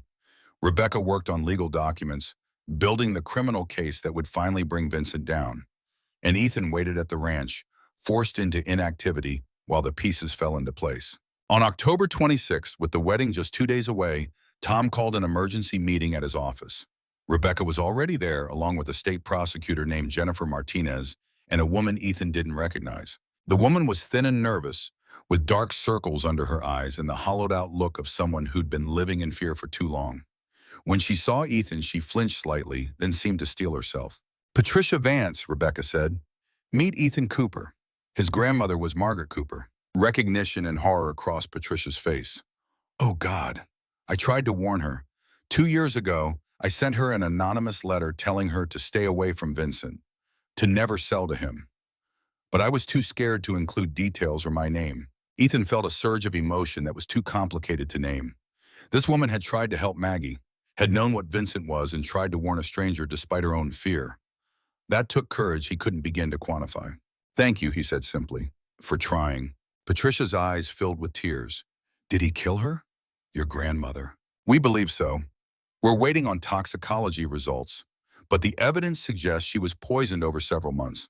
Patricia nodded, her expression crumbling. That's how we did it with my father, digoxin. Dad had a heart condition, so he was already on medication. Vincent just increased the dosage gradually, enough to cause confusion, weakness, eventually the stroke. The doctors never suspected because Dad was already sick. Digoxin, the same drug that had shown up in Maggie's preliminary tissue analysis.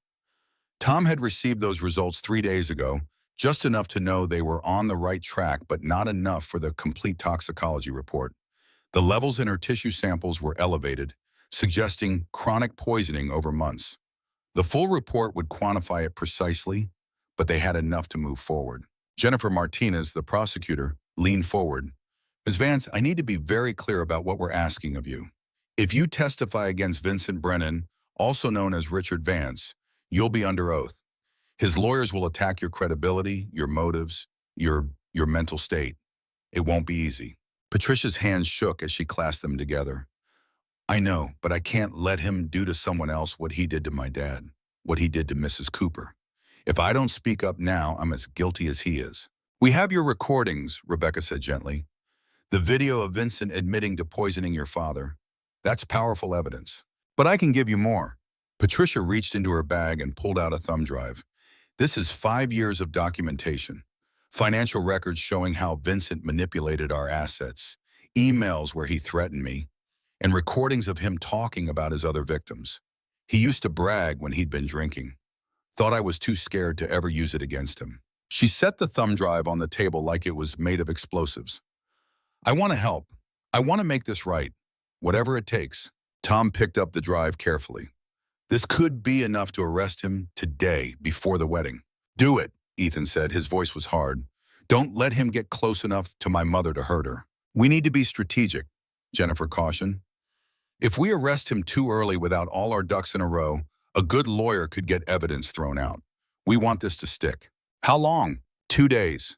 We review everything on this drive, corroborate Patricia's testimony, coordinate with the medical examiner on Maggie's toxicology report. Then we move with everything at once. Arrest warrant, asset seizure, the full weight of the law. 2 days would put them at October 28th, the day of the wedding, cutting it impossibly close, but still time to stop it from happening. Ethan felt something unknot slightly in his chest. They were going to do it. After all the waiting, all the strategy, they were finally going to take Vincent down. That night, Ethan sat on the porch with Pete and Danny and told them everything. The evidence, Patricia's testimony, the arrest that would happen in 48 hours. Both men listened in silence. Then Pete spoke what they were all thinking. What about Claire? She's going to be devastated. I know. Ethan stared out at the darkening land, but better devastated than dead. Vincent's killed at least twice that we know of, maybe more. I'm not letting my mom be next. You need to talk to her, Danny said. Before the arrest, she should hear it from you, not from strangers leading her fiancé away in handcuffs. Ethan knew he was right, but the thought of that conversation made him feel sick. Claire wouldn't believe him. She'd see it as a betrayal, as jealousy, as anything but the truth. But he owed her the attempt. He called her the next morning, October 27th. She answered on the fourth ring, her voice wary. Ethan, I didn't expect to hear from you. I need to see you, Mom. It's important. If this is about Vincent again, I don't want to hear it. The wedding is tomorrow. I'm happy. Can't you just be happy for me? Please, just give me an hour. Meet me somewhere neutral. The diner if you want. There was a long pause. Finally, Claire sighed. Fine, 1 hour. But Ethan, this is the last time. If you can't support my happiness, then I don't know if we can have a relationship. The words hurt more than they should have. But Ethan pushed past the pain. I'll be there in 30 minutes. The diner was nearly empty, yet 10 in the morning. The breakfast rush over, and the lunch crowd not yet arrived. Claire sat in the same booth they'd occupied weeks ago, and Ethan was struck by how much older she looked. Stress had carved new lines around her eyes and mouth.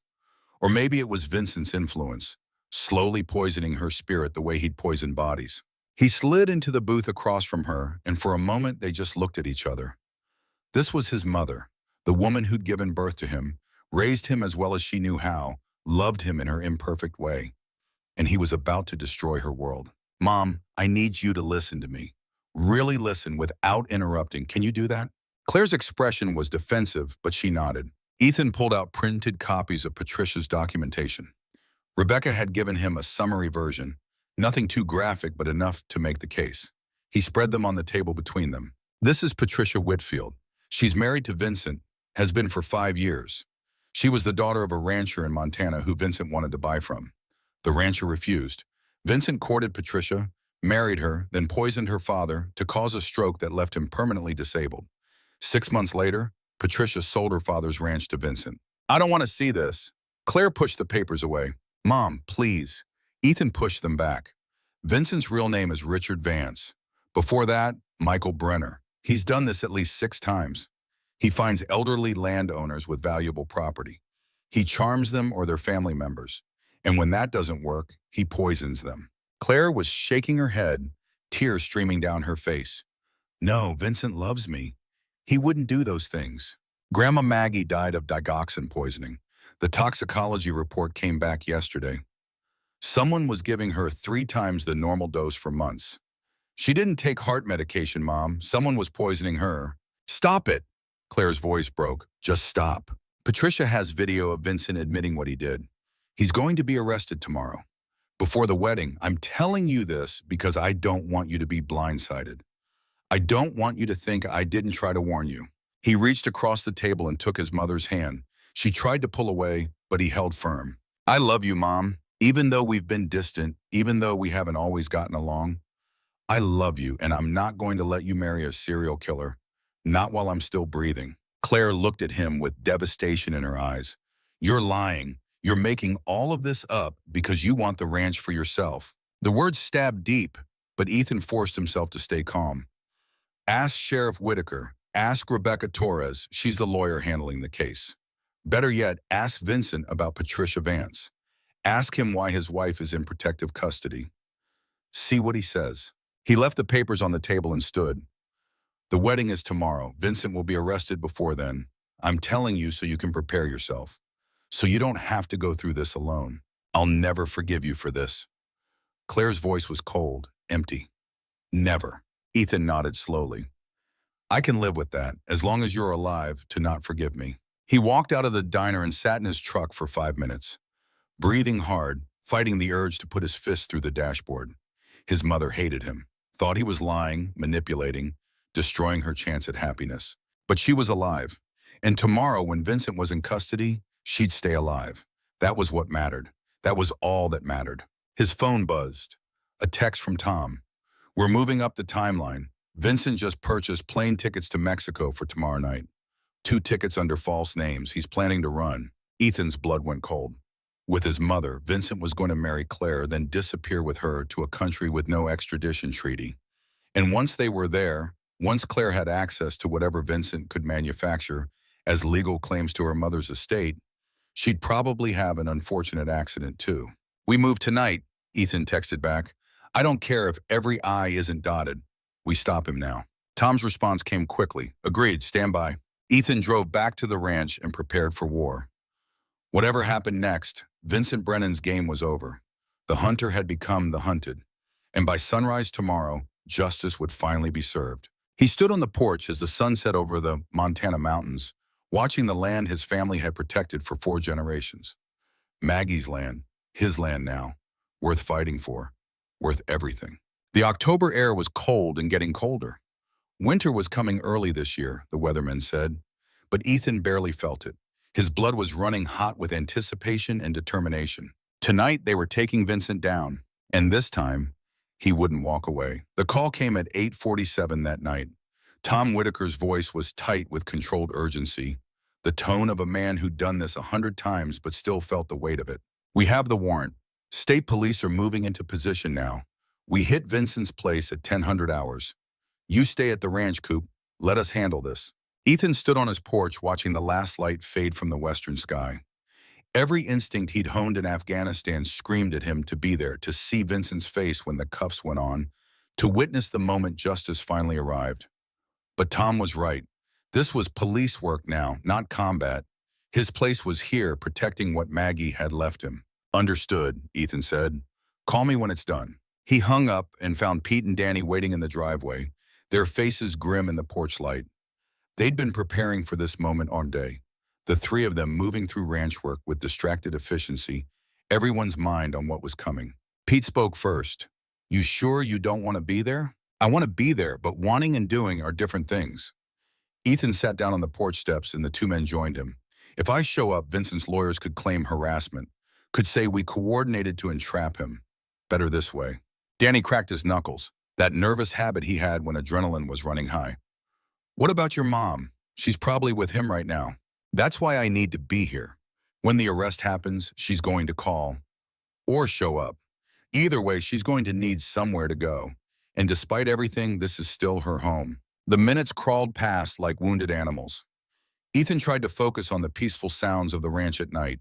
Cattle lowing in the distance. The creek running over stones. An owl calling from the barn.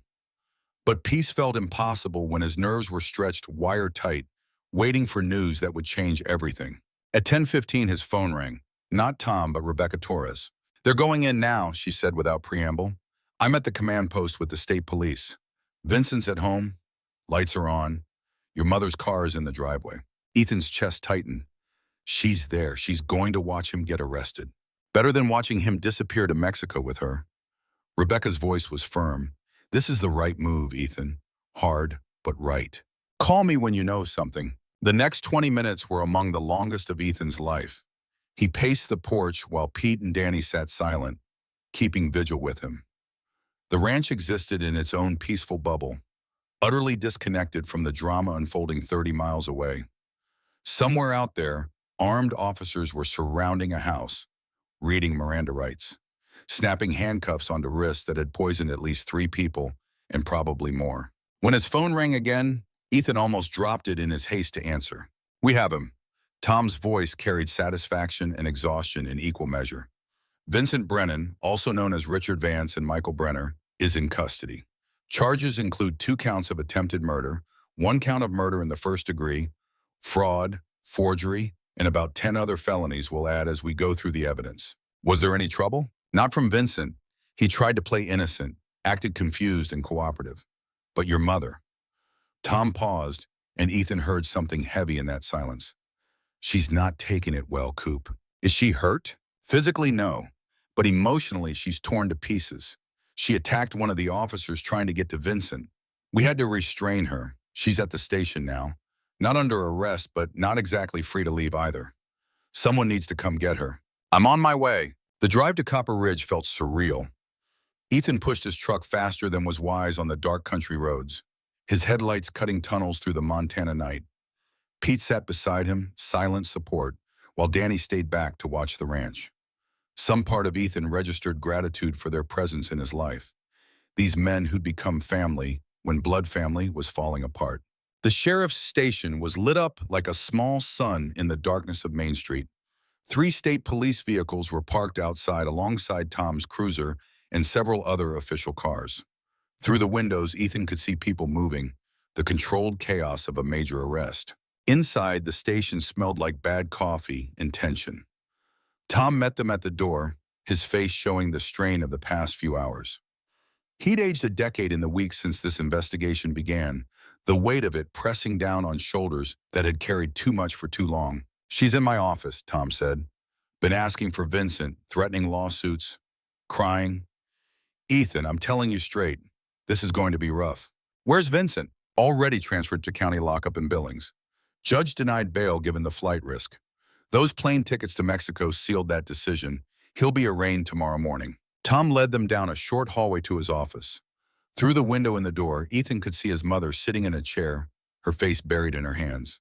She looked small and broken, and something in his chest twisted painfully. He opened the door and stepped inside. Claire looked up, and the expression on her face cycled through hope, recognition, and then hardening into something cold and furious. You did this, she said, her voice raw from crying. You called them. You had him arrested. Ethan pulled a chair over and sat down across from her, maintaining distance but showing he wasn't leaving. I didn't arrest anyone, Mom. The state police did that based on evidence of multiple felonies. He didn't do anything. Claire's hands clenched into fists. Vincent is innocent. This is all some conspiracy because you want the ranch to yourself. Pete spoke from the doorway, his voice gentle but firm. Mrs. Claire, I was there the day your mother changed her will. She told me exactly why she was doing it. She was scared of Vincent. She thought he was poisoning her. She was confused. Claire shook her head violently. Old people get confused. They imagine things. Ethan pulled out his phone and opened a photo, one of the documents Rebecca had provided. He turned it toward his mother. This is Patricia Whitfield, Vincent's wife, his current legal wife, which means his marriage license to you would have been fraudulent. Claire stared at the photo, confusion replacing anger. What are you talking about? Vincent's divorced. No, he's not. He's still legally married to Patricia, has been for 5 years. He never filed for divorce because that would have complicated his plans. Ethan pulled up another photo. This is Patricia's father, Thomas Whitfield. He's in a nursing home, permanently disabled from a stroke caused by Vincent poisoning him with the same drug that killed Grandma. Stop lying. But Claire's voice had lost its conviction. She was staring at the photos with growing horror. Ethan showed her more. The toxicology report on Maggie, Patricia's testimony, the video evidence, the financial records. He laid it all out methodically, letting the facts speak for themselves. With each new piece of evidence, he watched his mother's defenses crumble. When he finished, Claire was crying again, but these were different tears. Not anger or denial, but the deep grief of betrayal recognized. I loved him, she whispered. I thought he loved me. He targeted you, Mom, found your vulnerability and exploited it. That's what predators do. Ethan reached out slowly and took her hand. She didn't pull away this time. I'm so sorry this happened to you, but it's over now. He can't hurt you anymore. Did he ever love me at all? Or was it always about the ranch? The question hung in the air like smoke. Ethan wanted to lie, to soften the blow somehow, but his mother deserved the truth. I think men like Vincent don't love the way normal people do. They see the world as a game and other people as pieces to move around. You were never a person to him, Mom. You were a strategy. Claire made a sound somewhere between a sob and a moan. She doubled over, arms wrapped around herself, and Ethan moved his chair closer. He put his arm around her shoulders and let her cry against him the way she hadn't since he was a child. Pete stepped into the hallway to give them privacy. Through the door, Ethan could hear the station's activity continuing. Phones ringing, people talking in the professional shorthand of law enforcement. The machinery of justice grinding forward with Vincent Brennan caught in its gears. After a long time, Claire's crying subsided to occasional hiccups and shudders. She sat up, wiping her eyes with tissues Tom had left on his desk. Her face was blotchy and swollen, her makeup ruined, her hair a mess. She looked nothing like the put-together woman who'd sat across from Ethan in the diner just that morning. "What happens now?" she asked. "Now we go home." Ethan stood and offered his hand. "You come back to the ranch, get some rest. Tomorrow we'll figure out the next steps." Claire took his hand and let him pull her up. Her legs seemed unsteady, and Pete appeared in the doorway to offer support from the other side. Together, the three of them walked her out of the station. Outside, the night air was cool and clean, a sharp contrast to the stale atmosphere inside. Claire breathed deeply, like someone surfacing from underwater. State police officers nodded respectfully as they passed. Everyone here knew what had happened, knew that Claire was a victim rather than an accomplice. The drive back to the ranch was quiet. Claire sat in the passenger seat, staring out the window at darkness, punctuated by occasional lights from distant houses. Pete had taken his own truck to give them space. After 20 minutes, Claire finally spoke. "I should have listened to you, to Mom. All those times you tried to warn me, and I called you jealous, paranoid." She paused, her voice breaking. "Did she die thinking I chose Vincent over her?" "No." Ethan kept his eyes on the road. "She died knowing she protected you the only way she could. By leaving the ranch to me, she took away Vincent's primary motivation for staying with you. She was buying you time." Claire absorbed this in silence. Then, "I don't deserve your kindness after everything I said to you. You're my mother. That doesn't stop just because things got complicated." They reached the ranch near midnight. The house was dark except for the porch light Pete had left on.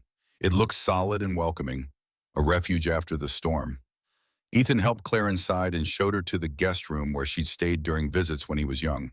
The room was clean and ready. Pete had made sure of that weeks ago, maintaining it as if Claire might show up any day despite everything. Now Ethan was grateful for the old man's optimism. "Get some sleep," he told his mother. "We'll talk more in the morning." "Ethan," Claire stopped him at the door. "I'm sorry for not believing you, for not trusting Mom, for all of it." The apology meant more than she probably knew. Ethan nodded once, not quite trusting his voice, and closed the door gently behind him. He found Pete in the kitchen making coffee despite the late hour. The old man poured 2 cups without asking, and they sat at the table. The same table where Maggie had left that first letter, where Ethan had read her final words. "You did good tonight," Pete said, "getting your mother out of there before she said something she'd regret even more. Helping her see the truth instead of forcing it down her throat." Ethan wrapped his hands around the warm mug. "I keep thinking about how close it came. If we'd been a day later, Vincent would have gotten her on that plane to Mexico, and we'd probably never have seen her again. But we weren't a day later. We were exactly on time." Pete took a long drink of coffee.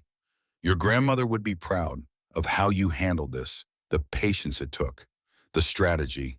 I don't feel like I handled it well. I feel like I barely kept it together. That's what handling it well looks like from the inside." Pete smiled slightly. Nobody feels heroic when they're doing the right thing. They just feel tired and scared and like they're about to screw everything up. But you didn't. You saved your mother's life tonight, even if she doesn't fully understand that yet.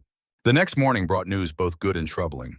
Tom called at 7 to report that Vincent's arraignment had happened at 6 a.m., rushed through to accommodate the state's concerns about flight risk.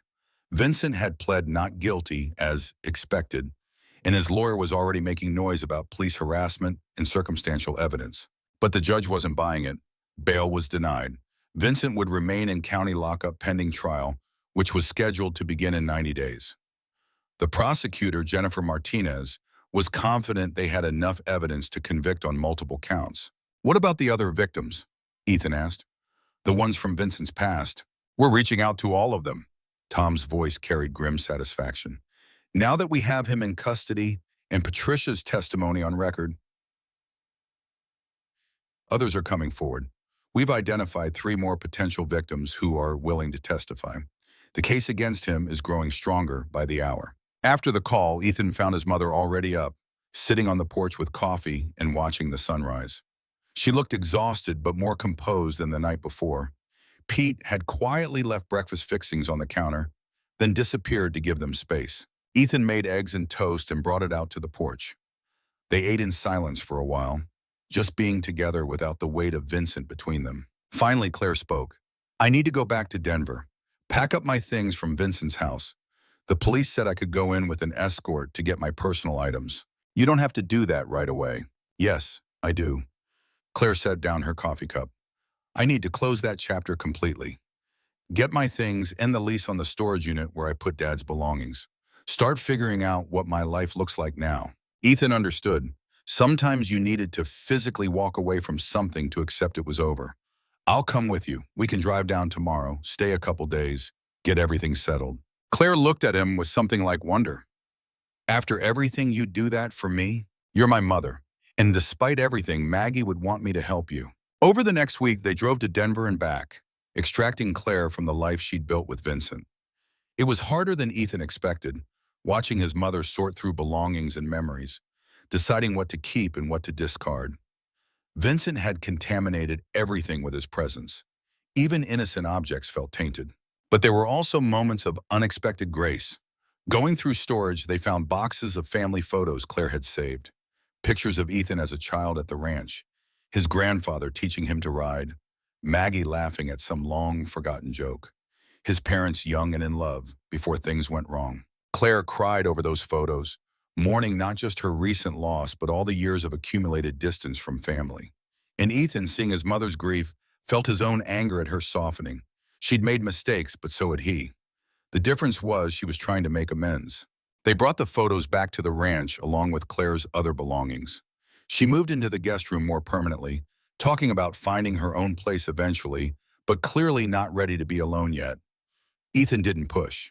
The house was big enough for both of them, and honestly, having her there made the empty spaces feel less haunted. Pete and Claire struck up an unexpected friendship. The old man treated her with gentle courtesy, never mentioning the mistakes she'd made, but showing quiet acceptance of where she was now. He taught her the ranch books, the business side Maggie had managed for decades.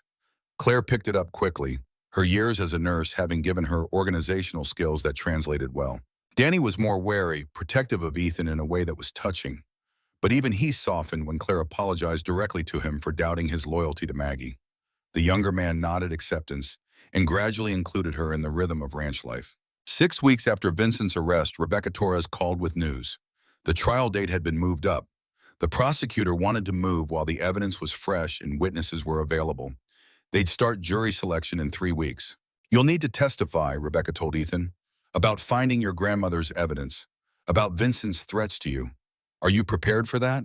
Ethan thought about standing in a courtroom, looking at Vincent across the room, speaking truth to power. Every word he said would be picked apart by defense lawyers, every emotion analyzed. It would be brutal and public and necessary. I'm ready. The trial began on a Monday in October, 3 months and 2 weeks after Maggie's death. The courthouse in Billings was old but well-maintained, all dark wood and serious architecture designed to impress upon people the gravity of justice. Ethan, Claire, Pete, and Danny all made the drive together. Rebecca met them at the courthouse steps, looking professional and fierce in a dark suit. She'd prepared Ethan thoroughly for his testimony, going over every possible question the defense might ask, every trap they might set. Inside, the courtroom was already filling with people, journalists, curious locals, family members of Vincent's other victims. Patricia Whitfield sat in the front row with her father's caretaker, having arranged for Thomas to watch via video link from his nursing facility. She looked terrified but determined. Then Vincent was brought in, wearing an orange jumpsuit and handcuffs that the bailiff removed once he was seated at the defense table. He'd aged in custody, his silver hair looking more gray than distinguished, his skin pale from lack of sun. But his eyes were the same, cold, calculating, taking in every detail. When his gaze landed on Ethan, something flickered there. Recognition, respect maybe, the acknowledgement of one opponent for another. Then he looked away, dismissive, as if Ethan wasn't worth his continued attention.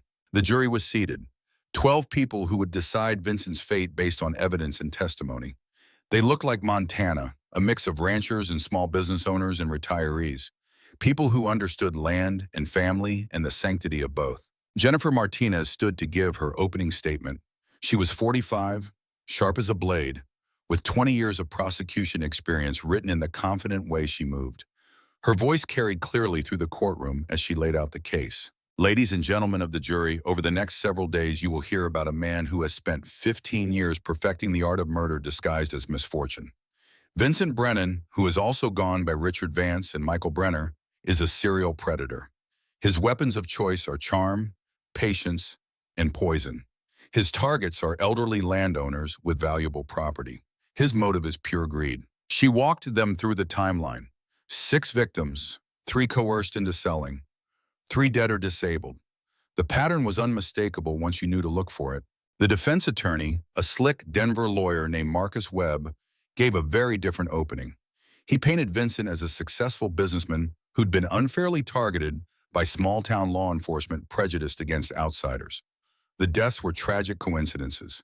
The accusations were based on circumstantial evidence and the testimony of bitter ex-wives and paranoid relatives. It was a good performance, Ethan had to admit. If he didn't know the truth, he might have found it convincing. The prosecution called their witnesses methodically. First, the medical examiner who'd performed Maggie's second autopsy. He testified about the digoxin levels found in her tissue samples, levels that were inconsistent with accidental overdose and highly suggestive of intentional poisoning over several months. Marcus Webb tried to undermine him on cross-examination, suggesting contamination or testing errors. But Dr. Cho was unshakable, walking the jury through his methodology with scientific precision. Next came Thomas Whitfield's doctor, testifying via video about the similar digoxin levels that had caused Thomas's stroke. The pattern was emerging, clear to anyone paying attention. Patricia Whitfield testified on day 3. She was nervous but powerful, describing how Vincent had courted her, isolated her from friends, then revealed his true nature once he'd achieved his goals. When Jennifer played the video of Vincent admitting to poisoning Thomas, the courtroom went silent. On the video, Vincent was drunk and boastful, telling Patricia how easy it had been to adjust Thomas's medication, how the old man never suspected a thing, how the stroke had been perfectly timed to coincide with property tax season, forcing Patricia to sell quickly to cover expenses. The jury watched in horror. Even Marcus Webb looked shaken, though he recovered quickly to object on technical grounds. The judge overruled him. The video stood. Ethan testified on day 4. Jennifer walked him through finding Maggie's evidence, the USB drive, the photographs, the final letter.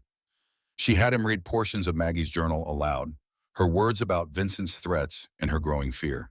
Then she asked about Vincent's visit to the ranch, about his veiled confession in the driveway. Ethan recounted the conversation word for word, his voice steady despite the emotion churning underneath.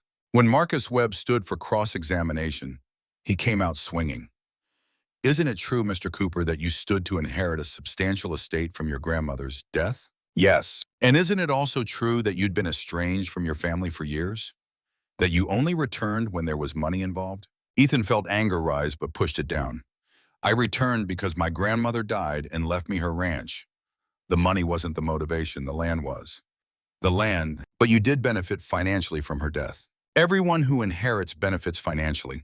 That doesn't make them murderers. Webb tried several more angles, suggesting Ethan had fabricated evidence to frame Vincent out of jealousy over Claire, suggesting Maggie had been senile and confused, suggesting the whole case was a conspiracy by small-town cops protecting their own. But Ethan had been prepared for this. He answered each question calmly, sticking to facts, refusing to be baited into emotional responses. When Webb finally sat down, looking frustrated, Jennifer gave Ethan a small nod of approval. The trial lasted 12 days total. The defense called their own experts who testified about reasonable doubt and the unreliability of circumstantial evidence. They brought in character witnesses who described Vincent as kind and generous. They attacked every piece of the prosecution's case with professional precision. But they couldn't explain away Patricia's video, couldn't account for the pattern of deaths surrounding Vincent's business dealings, couldn't provide an innocent explanation for the digoxin in both Thomas's and Maggie's systems. On the 13th day, both sides gave closing arguments. Jennifer Martinez was brilliant, weaving together all the threads into a coherent narrative of predation and murder. Marcus Webb was equally skilled, casting doubt wherever possible, reminding the jury that the burden of proof lay with the prosecution. Then the jury retired to deliberate, and everyone waited. Ethan, Claire, Pete, and Danny sat in a conference room Rebecca had arranged, drinking bad coffee and trying not to watch the clock. Hours crawled past. The longer the jury was out, the more Ethan worried. What if they couldn't reach a verdict? What if Vincent walked on a technicality? Finally, after 6 hours, word came. The jury had reached a verdict. The courtroom filled again, everyone taking their seats with nervous energy. The jury filed in, their faces carefully neutral. Vincent stood with his lawyer, his expression unreadable. The judge asked the standard question. Has the jury reached a verdict? The forewoman, a retired teacher in her 60s, stood. We have, Your Honor. The clerk took the verdict forms and handed them to the judge. She reviewed them silently, her face giving nothing away. Then she handed them back to the clerk to be read aloud. In the matter of the state of Montana versus Vincent Brennan, on the charge of murder in the first degree of Margaret Rose Cooper, we find the defendant guilty. Ethan felt the word guilty hit him like a physical force. Beside him, Claire grabbed his hand and squeezed hard. The clerk continued through the charges. Guilty of attempted murder of Thomas Whitfield. Guilty of fraud. Guilty of forgery. Guilty on count after count. By the time she finished, Vincent had been convicted on 17 separate felonies. The judge set sentencing for 2 weeks later and dismissed the jury with thanks for their service. As Vincent was led away in handcuffs, he looked back one final time. His eyes found Ethan's across the courtroom. There was no anger there, no fear, just a cold acknowledgement that the game was over and he'd lost. Then he was gone, disappearing through the door that led to the holding cells. Outside the courthouse, news cameras waited. Jennifer Martinez gave a brief statement about justice being served. Patricia Whitfield thanked everyone who'd helped bring her husband to justice. And Ethan, when microphones were thrust in his face, said only what mattered. My grandmother can rest in peace now. That's all I wanted. The sentencing 2 weeks later was almost anticlimactic. The judge gave Vincent the maximum on every count, the sentences to be served consecutively. 35 years in Montana State Prison with no possibility of parole. Vincent would be 89 when he was eligible for release. It was effectively a life sentence, and given what he'd done, it seemed appropriate. After the sentencing, Ethan and Claire visited Maggie's grave together. They brought wildflowers from the ranch, the same kind that grew around her headstone. Claire knelt in the grass and spoke to her mother for the first time since the funeral. Mom, I'm so sorry for not believing you, for not listening, for choosing him over you. She cried quietly, and Ethan put a hand on her shoulder. But we got him, Mom. He's going to prison for the rest of his life. He'll never hurt anyone else. They stayed until the sun began to set, the Montana sky painting itself in brilliant colors. Walking back to the truck, Claire spoke softly. Thank you for not giving up on me even when I gave up on myself. That's what family does. Ethan opened the truck door for her. We protect each other, even when it's hard, especially when it's hard. Driving back to the ranch, Ethan felt something shift inside him. The weight he'd been carrying since Maggie's death, the burden of justice deferred and vengeance unfulfilled, finally lifted. It wasn't gone completely. Grief never really left. But it was lighter now, manageable, transformed from sharp pain to dull ache. Vincent was in prison. The ranch was safe. His mother was alive and beginning to heal. And somewhere in the Montana sky, Ethan liked to think Maggie was watching, finally at peace. Winter came early to Montana that year. By mid-November, the first serious snow had fallen, blanketing Wildflower Creek Ranch in white silence. Ethan stood on the porch at dawn, coffee steaming in his hands, watching the world transform under fresh powder. The cattle moved like dark shadows against the pale landscape, their breath making small clouds in the frozen air. 4 months had passed since Vincent's sentencing. 4 months of learning to live without the weight of that fight pressing down on everything. The ranch had settled into a new rhythm, one that included his mother's presence in ways Ethan was still getting used to. Claire emerged from the house wrapped in one of Maggie's old barn coats, her own coffee mug clutched between gloved hands. She stood beside Ethan without speaking, and they watched the sunrise together in comfortable silence. This had become their morning ritual, this quiet acknowledgement that they were both still here, still healing, still learning how to be family again. The work helps, Claire said finally. Her breath made small clouds, keeping busy, having purpose. Ethan nodded. Grandma knew that. It's why she built this place the way she did. Not just a ranch, but a life. They'd thrown themselves into that life with an intensity that sometimes worried Pete, but seemed necessary for their healing. Claire had taken over the business operations completely, discovering she had a talent for organization and financial planning that had been wasted in her years of drifting. She'd computerized the ranch records, established new vendor relationships, and increased their profit margins by 12% in 3 months. Ethan handled the physical side, working alongside Pete and Danny from dawn to dusk. The labor had transformed his body, burning away the softness of city living and replacing it with the lean hardness of manual work. But more importantly, it had transformed his mind. The nightmares from Afghanistan came less frequently now. The urge to drink himself into numbness had faded. The land was healing him the way Maggie had always said it would. Pete appeared from the barn, moving slower in the cold but still solid as granite. The old man had become the glue holding their makeshift family together, offering wisdom when asked and silence when needed. He'd known grief and redemption himself, and that knowledge made him the perfect guide for people learning to navigate both. Cattle look good, Pete said, joining them on the porch. Should make it through winter without trouble if this weather holds. Danny says the hay supply is solid, Claire added. We've got enough for 4 months plus reserve. Speaking of Danny, Pete's voice carried a smile. That boy's got news he's been waiting to share.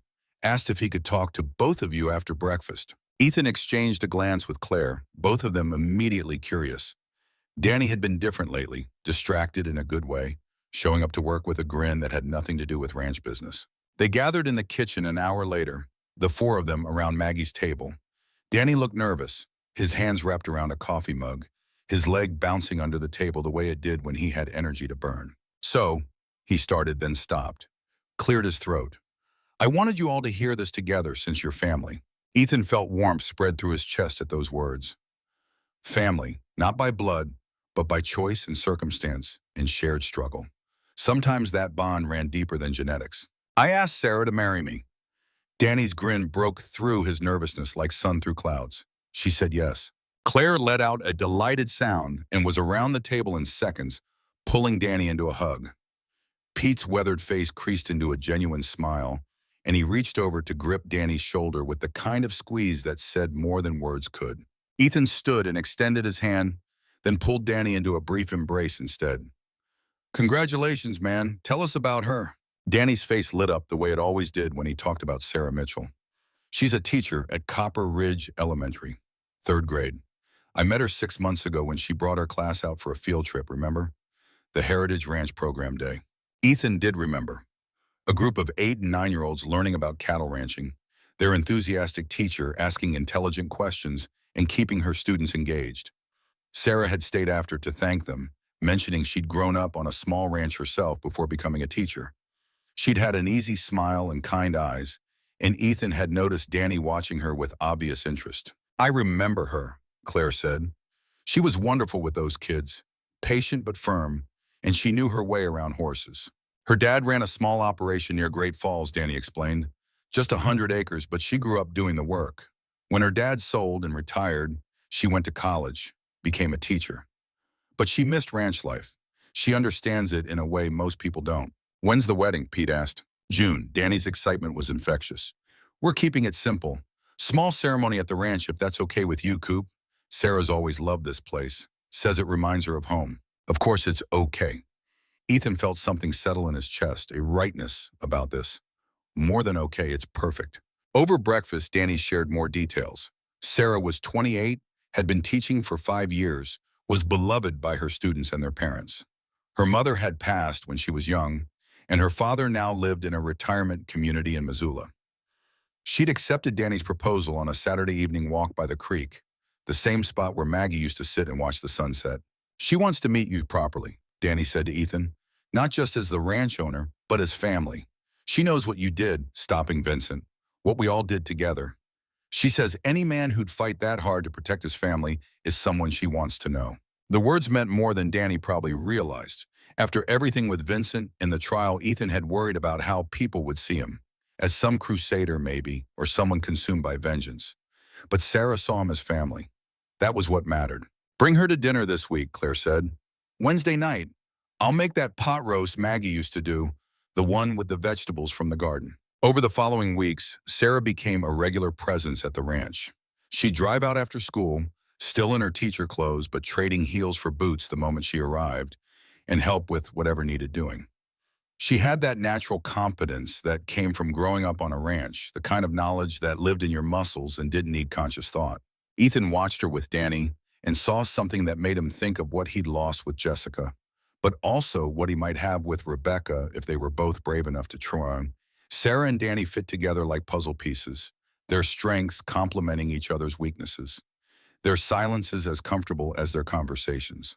One evening in late November, after Sarah had gone home and Danny had retreated to the bunkhouse, Ethan found himself alone with Claire in the kitchen. She was doing dishes, and he dried, and the domestic normalcy of it struck him as precious. When had they last done something this ordinary together? Years, probably. Maybe never. "I like her," Claire said quietly. "Sarah. She's good for him, good for all of us, really. She brings light into rooms." Ethan nodded. "Danny's lucky. They both are." Claire was quiet for a moment, washing a plate with careful attention. Then, "I never thought I'd have this, a second chance to be part of something real. After Vincent, after everything, I thought I'd destroyed any possibility of family." "You didn't destroy anything. Vincent did. You were a victim, Mom. You're allowed to heal from that." "I'm trying." Claire set down the plate and turned to face him. "This foundation work, helping other people avoid what happened to me, it gives me purpose. But this," she gestured around the kitchen, "being here with you and Pete and Danny and Sarah, this is what actually heals me. Family heals me." Ethan pulled his mother into a hug, and they stood in Maggie's kitchen, holding each other while the Montana wind howled outside and the ranch settled into night around them. The foundation had become Claire's passion project in ways that surprised everyone, including herself. What had started as a way to make amends had transformed into a mission that consumed most of her waking hours. She'd thrown herself into learning about elder law, financial abuse patterns, and victim advocacy with the same intensity Ethan had brought to ranch work. By early December, the Margaret Cooper Foundation had a small office in Billings, staffed part-time by Claire and 2 volunteers. Rebecca chaired the legal committee, coordinating with other attorneys across Montana who'd agreed to take cases pro bono or at reduced rates. Sheriff Tom Whitaker had developed training materials for law enforcement, teaching them to recognize the warning signs of elder financial abuse. The foundation had helped 43 families in its first 6 months, prevented 6 confirmed fraud attempts, helped prosecute 2 additional predators using Vincent's case as a template. The numbers were small, but each one represented a life saved, a family protected, a legacy preserved. Claire had also become an unexpected public speaker. She'd started by giving a talk at a senior center in Billings, telling her story without shame or self-pity, just honest accounting of how she'd been manipulated and what signs she'd missed. The response had been overwhelming. Other senior centers invited her, then community groups, then a regional conference on elder abuse in Seattle. Ethan watched her transform from a woman who had been broken and ashamed into someone who owned her story and used it as a weapon against people like Vincent. She spoke with authority born from experience, and people listened because she wasn't lecturing from theory, but sharing from survival. One evening in mid-December, Rebecca drove up the ranch driveway with news and a bottle of wine. She'd become such a regular presence that she no longer knocked, just walked in and headed for the kitchen like she belonged there, which Ethan was beginning to realize she did. They sat on the porch despite the cold, wrapped in blankets, drinking wine and watching the stars emerge. The temperature hovered around 10 degrees, that brutal Montana cold that forced everything into stillness. But the sky was spectacular, stars so bright and numerous they seemed close enough to touch. "I've been thinking," Rebecca said finally, "about selling my place in Billings. It's too big for one person, and I spend half my time out here anyway." Ethan's heart did something complicated in his chest. "That's a big decision." "It is," Rebecca turned to look at him directly, "but I'm ready to make it. If you're ready to let someone in, I know you've been alone a long time. I know you're still healing. But Ethan, life is short and precious. and I don't want to waste whatever time we have being cautious. He thought about Jessica, his ex-wife, and how that relationship had imploded under the weight of his PTSD and drinking. Thought about all the ways he'd failed at being a partner. But he also thought about how different he was now, how the ranch and the work and the fight for justice had transformed him into someone capable of being present for another person. "I'm ready," he said, scared but ready. Rebecca smiled. "Good, because I've already put an offer on a smaller place in Copper Ridge, close enough to commute to Billings for foundation work, close enough to have dinner here every night if you'll have me." They sealed the understanding with a kiss that felt both new and inevitable. The kind of connection that develops slowly between people who fought side by side and learned to trust completely. When they pulled apart, Rebecca laughed softly. "Your grandmother would approve, you know. She told me once, near the end, that you needed someone who understood broken things, someone who'd been broken and healed herself. You talked to Grandma about me? She talked about you to everyone." Rebecca squeezed his hand. "She was so proud of you, even when you couldn't see yourself clearly. She knew you'd find your way home eventually." Rebecca moved to Copper Ridge in early January, closing on a small house on Main Street with a view of the mountains in a 5-minute drive to the ranch. Ethan helped her move in, along with Pete and Danny, and they spent a weekend painting walls and assembling furniture and turning an empty house into a home. Sarah brought it over curtains she'd sewn herself, cheerful patterns that brightened the rooms. Claire contributed dishes and cookware, pieces from her own collection she no longer needed. By Sunday evening, Rebecca's house looked like it had been lived in for years, warm and welcoming, and full of the personality she'd kept hidden in her formal Billings apartment. "This is what community looks like," Rebecca said, surveying the living room with obvious emotion. "I'd forgotten. In Billings, I was alone. Here, I have family." That night, they all gathered at the ranch for dinner. 8 people around Maggie's table, expanded with extra leaves to accommodate everyone. Ethan and Rebecca, Claire, Pete, Danny, and Sarah. Tom Whitaker and his wife Helen, who'd driven out from town. The conversation flowed easy and natural, peppered with laughter and the kind of teasing that only happened among people who truly cared for each other. After dinner, Tom pulled Ethan aside. "Got news about Vincent. Appeals court rejected his motion for a new trial.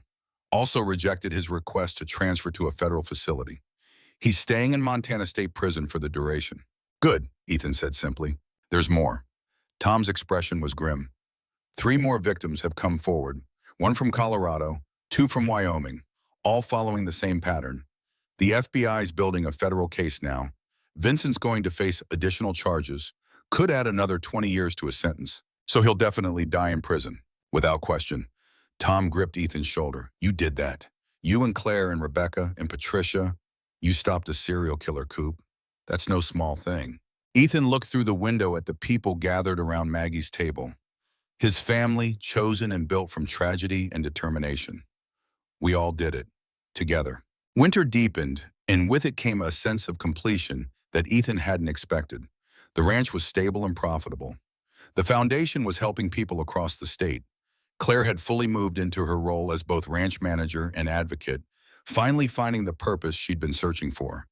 Danny and Sarah were planning their June wedding with infectious enthusiasm. And Rebecca had become part of the daily fabric of life at Wildflower Creek Ranch, present at breakfast more mornings than not, helping with paperwork, offering legal advice, and filling spaces that had been empty for too long. On Thanksgiving, they all gathered around Maggie's table once again. This time, the group was even larger. Patricia Whitfield had driven up from Bozeman with a medical transport van, bringing her father Thomas. The old man couldn't speak, couldn't walk, but his eyes showed he understood where he was and why. Patricia had transformed in the months since Vincent's trial. The fear that had haunted her was gone, replaced by quiet strength. She'd gotten a job at a nonprofit in Bozeman, working with domestic abuse victims. She visited her father daily, and she'd become friends with Claire. The 2 women bonded by their shared experience of loving and escaping the same predator. They wheeled Thomas's chair up to the table, positioning him beside Pete. The 2 old men exchanged a look of understanding, veterans of different wars but connected by survival, and the knowledge that life could be rebuilt even from ruins. As they said grace before the meal, Ethan looked around the table and felt gratitude so profound it was almost painful. 2 years ago, he'd been alone in Chicago, broken and directionless. Now he was surrounded by people who'd become his chosen family, sitting in a home that had called him back from the edge. Claire caught his eye and smiled, and in that smile he saw forgiveness and hope, and the kind of love that survives everything life throws at it. After dinner, they all bundled up and walked to the cemetery. This had become tradition, this Thanksgiving visit to Maggie's grave. They brought flowers even though they'd freeze overnight, and they stood together in the cold, sharing memories. Pete spoke first, his voice rough with emotion. She was the toughest woman I ever knew. Saved my life when I was drowning in bad decisions. Gave me purpose when I thought I was all used up. She taught me that land isn't just property, Claire added. It's responsibility, legacy, love made solid. Danny shared a story about Maggie teaching him to ride when he was 8, how patient she'd been when he kept falling off, how she told him that courage wasn't the absence of fear, but the decision to try again despite it. Sarah, who'd never met Maggie but had heard countless stories, spoke about legacy.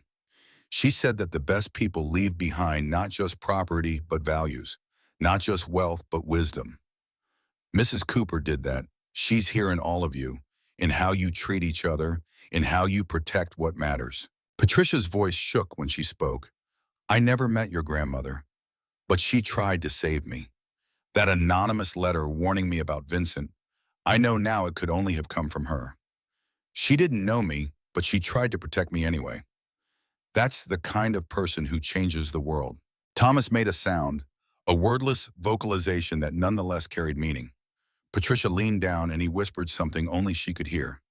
When she straightened, tears streamed down her face. Dad says thank you, she translated, for stopping the man who did this to him, for making sure he can't hurt anyone else. When it was Ethan's turn, he found words came hard. So much had changed. So much had been lost and found and transformed. Finally, he simply said what was in his heart. Grandma, you saved me, not just by leaving me the ranch, but by believing I was worth saving. You taught me that broken things can be made whole, that patience is a form of strength, that family is what you build, not just what you're born into. He paused, looking at the people gathered around him. Because of you, we're standing here. Because of your courage, your planning, your refusal to give up, Vincent can't hurt anyone else. And because of the legacy you left, we're helping protect others from men like him. The wind picked up, scattering fresh snow across the gathered group. For just a moment, Ethan could have sworn he felt a presence, warm and approving. Then it passed, leaving only peace. They walked back to the ranch house together, a small community bound by love and loss in the determination to honor someone who'd given them all so much. That night, after everyone had gone home and Rebecca had driven back to town, Ethan sat in the ranch office with the journal he had started keeping. Maggie had documented her fears and suspicions. Now Ethan was documenting hope and rebuilding. He wrote about the Foundation's 50th case, an elderly couple in Kalispell who'd been saved from a scam similar to Vincent's operation. About Danny and Sarah's wedding plans, how they decided to exchange vows right here on the ranch, in the meadow where Maggie used to watch sunsets. About Claire's upcoming speech at a national conference on elder abuse in Washington, D.C. About the solar panels Pete had convinced him to install on the barn roof, modernizing the ranch while staying true to its roots. And he wrote about himself, about how the nightmares had stopped almost entirely, about how he could finally talk about Afghanistan without feeling like he was drowning, about how he'd learned that healing wasn't forgetting, but rather integrating the pain into something you could carry without being crushed, about Rebecca and the careful way they were building something real together. Two damaged people choosing to be whole together. The final entry for the night was simple. 1 year and 8 months since I came home. I thought I was coming back to bury Grandma and collect an inheritance. Instead, I found purpose, found family, found myself. The ranch isn't just mine anymore. It belongs to everyone who's been touched by its story. And that feels right. That feels like what Grandma intended all along. He closed the journal and walked out onto the porch one last time. The temperature had dropped below zero, that brutal Montana cold that forced everything into stillness. But the stars were spectacular, that incredible display of light that reminded you just how small and precious life was. Somewhere out there, Vincent Brennan sat in a prison cell, would sit there for the rest of his life, his schemes ended, his freedom forfeit. That brought Ethan no joy, but it brought peace. Justice had been served. The predator had been stopped. And here, on this land that had been protected for 4 generations, life continued. Better than before, stronger, more purposeful. Ethan heard the door open behind him and Rebecca stepped out, wrapped in a blanket. She'd decided to stay the night after all, the first of many such decisions. She slipped her hand into his and they stood together looking at the stars. Cold night, she observed. Beautiful, though. Maggie used to say the coldest nights had the brightest stars. Something about the air being clearer. Sounds like her. Rebecca leaned against him. You know, I never met her, but I feel like I know her through all of you. Through this place, through what she built. She built more than a ranch. Ethan gestured at the land around them. She built a refuge for lost people to find themselves, for broken people to heal. Pete told me once that Maggie collected strays, both animal and human, said she had a gift for seeing potential in things that other people had given up on. She saw it in you. She saw it in all of us. That's her real legacy. Not the land, though that matters, but the understanding that we're all worth saving, that we all deserve second chances, that with patience and work and love, broken things can be made whole. They stood in silence for a while, just being together in the cold and the dark and the brilliant starlight. Inside the house, the heat was running. Claire was probably reading in her room, and tomorrow would bring the usual work of ranch life. But out here, in this moment, everything felt suspended between what had been and what would be. Finally, Rebecca spoke quietly. What are you thinking about? Ethan considered the question. Everything and nothing. How far I've come, how much has changed, how grateful I am to be standing here right now, instead of drowning in Chicago, or buried in Afghanistan, or lost in any of the 100 ways I could have been lost. That's a lot of gratitude. I have a lot to be grateful for. He turned to look at her, this woman who'd fought beside him and understood him in ways no one else could, starting with you. They went inside together, closing the door against the cold, but not against the future. Because the future was bright here. Hard work and uncertain weather, and all the challenges of ranch life, yes. But also community and purpose and the kind of love that endured. In the office, Maggie's photograph still sat on the desk, her smile captured forever in that moment of joy. Ethan touched the frame gently. We did it, Grandma. We protected the ranch. Stopped Vincent. Built something good from all the pain. I hope that's enough. I hope I've honored what you left me. The house was silent, but it felt like a peaceful silence. The kind that comes not from absence, but from presence, from being exactly where you belong. Ethan turned off the lights and headed upstairs. Tomorrow would start early, the way ranch mornings always did. There would be cattle to feed, fences to check, foundation cases to review, life to live. And in June, there would be a wedding in the meadow where Maggie used to sit, joining 2 people who'd found love in the aftermath of tragedy. But tonight, he would sleep peacefully in the home his great-grandfather built, surrounded by family both blood and chosen, on land that had been protected at great cost and would continue to be protected for generations to come. The Wildflower Creek Ranch endured, and so did the people who loved it. That ultimately was Maggie's greatest gift. Not property or money or even justice, though those mattered, but the understanding that some things are worth fighting for. That legacy is built through sacrifice and love and the stubborn refusal to let predators win. As sleep claimed him, Ethan's last conscious thought was a promise. He would pass this land to the next generation someday, maybe to children of his own and Rebecca's, maybe to Danny and Sarah's kids, or to whoever the ranch called home in its wisdom. And he would make sure they understood what it had cost to keep it, what it would dance to maintain it, and why it was worth every bit of that cost. Because Wildflower Creek Ranch wasn't just a piece of Montana real estate. It was proof that good people working together could overcome even the most calculating evil. It was evidence that justice, though delayed, could still be achieved. And it was a monument to a woman who'd refused to let fear overcome love. Margaret Rose Cooper's story had ended, but the legacy she'd built lived on, growing and spreading and touching lives she'd never meet. The foundation bore her name, the ranch bore her stamp, and the people who gathered around her table each Thanksgiving bore her values. And somewhere in the Montana night, in the wind that moved through the cottonwood trees she'd planted 50 years ago, in the stars that shone over land she'd protected, in the hearts of people she'd saved even after death, you could almost hear her voice. Well done, Coop. Well done. The ranch slept peacefully under a blanket of stars, protected and cherished, home to healing souls and hopeful tomorrows. Morning would bring Danny's laughter, Sarah's kindness, Claire's purpose, Pete's wisdom, Rebecca's love. It would bring the work of living and the joy of family and the peace that comes from knowing you're exactly where you belong. And that, more than any victory in any courtroom, was the truest justice of all.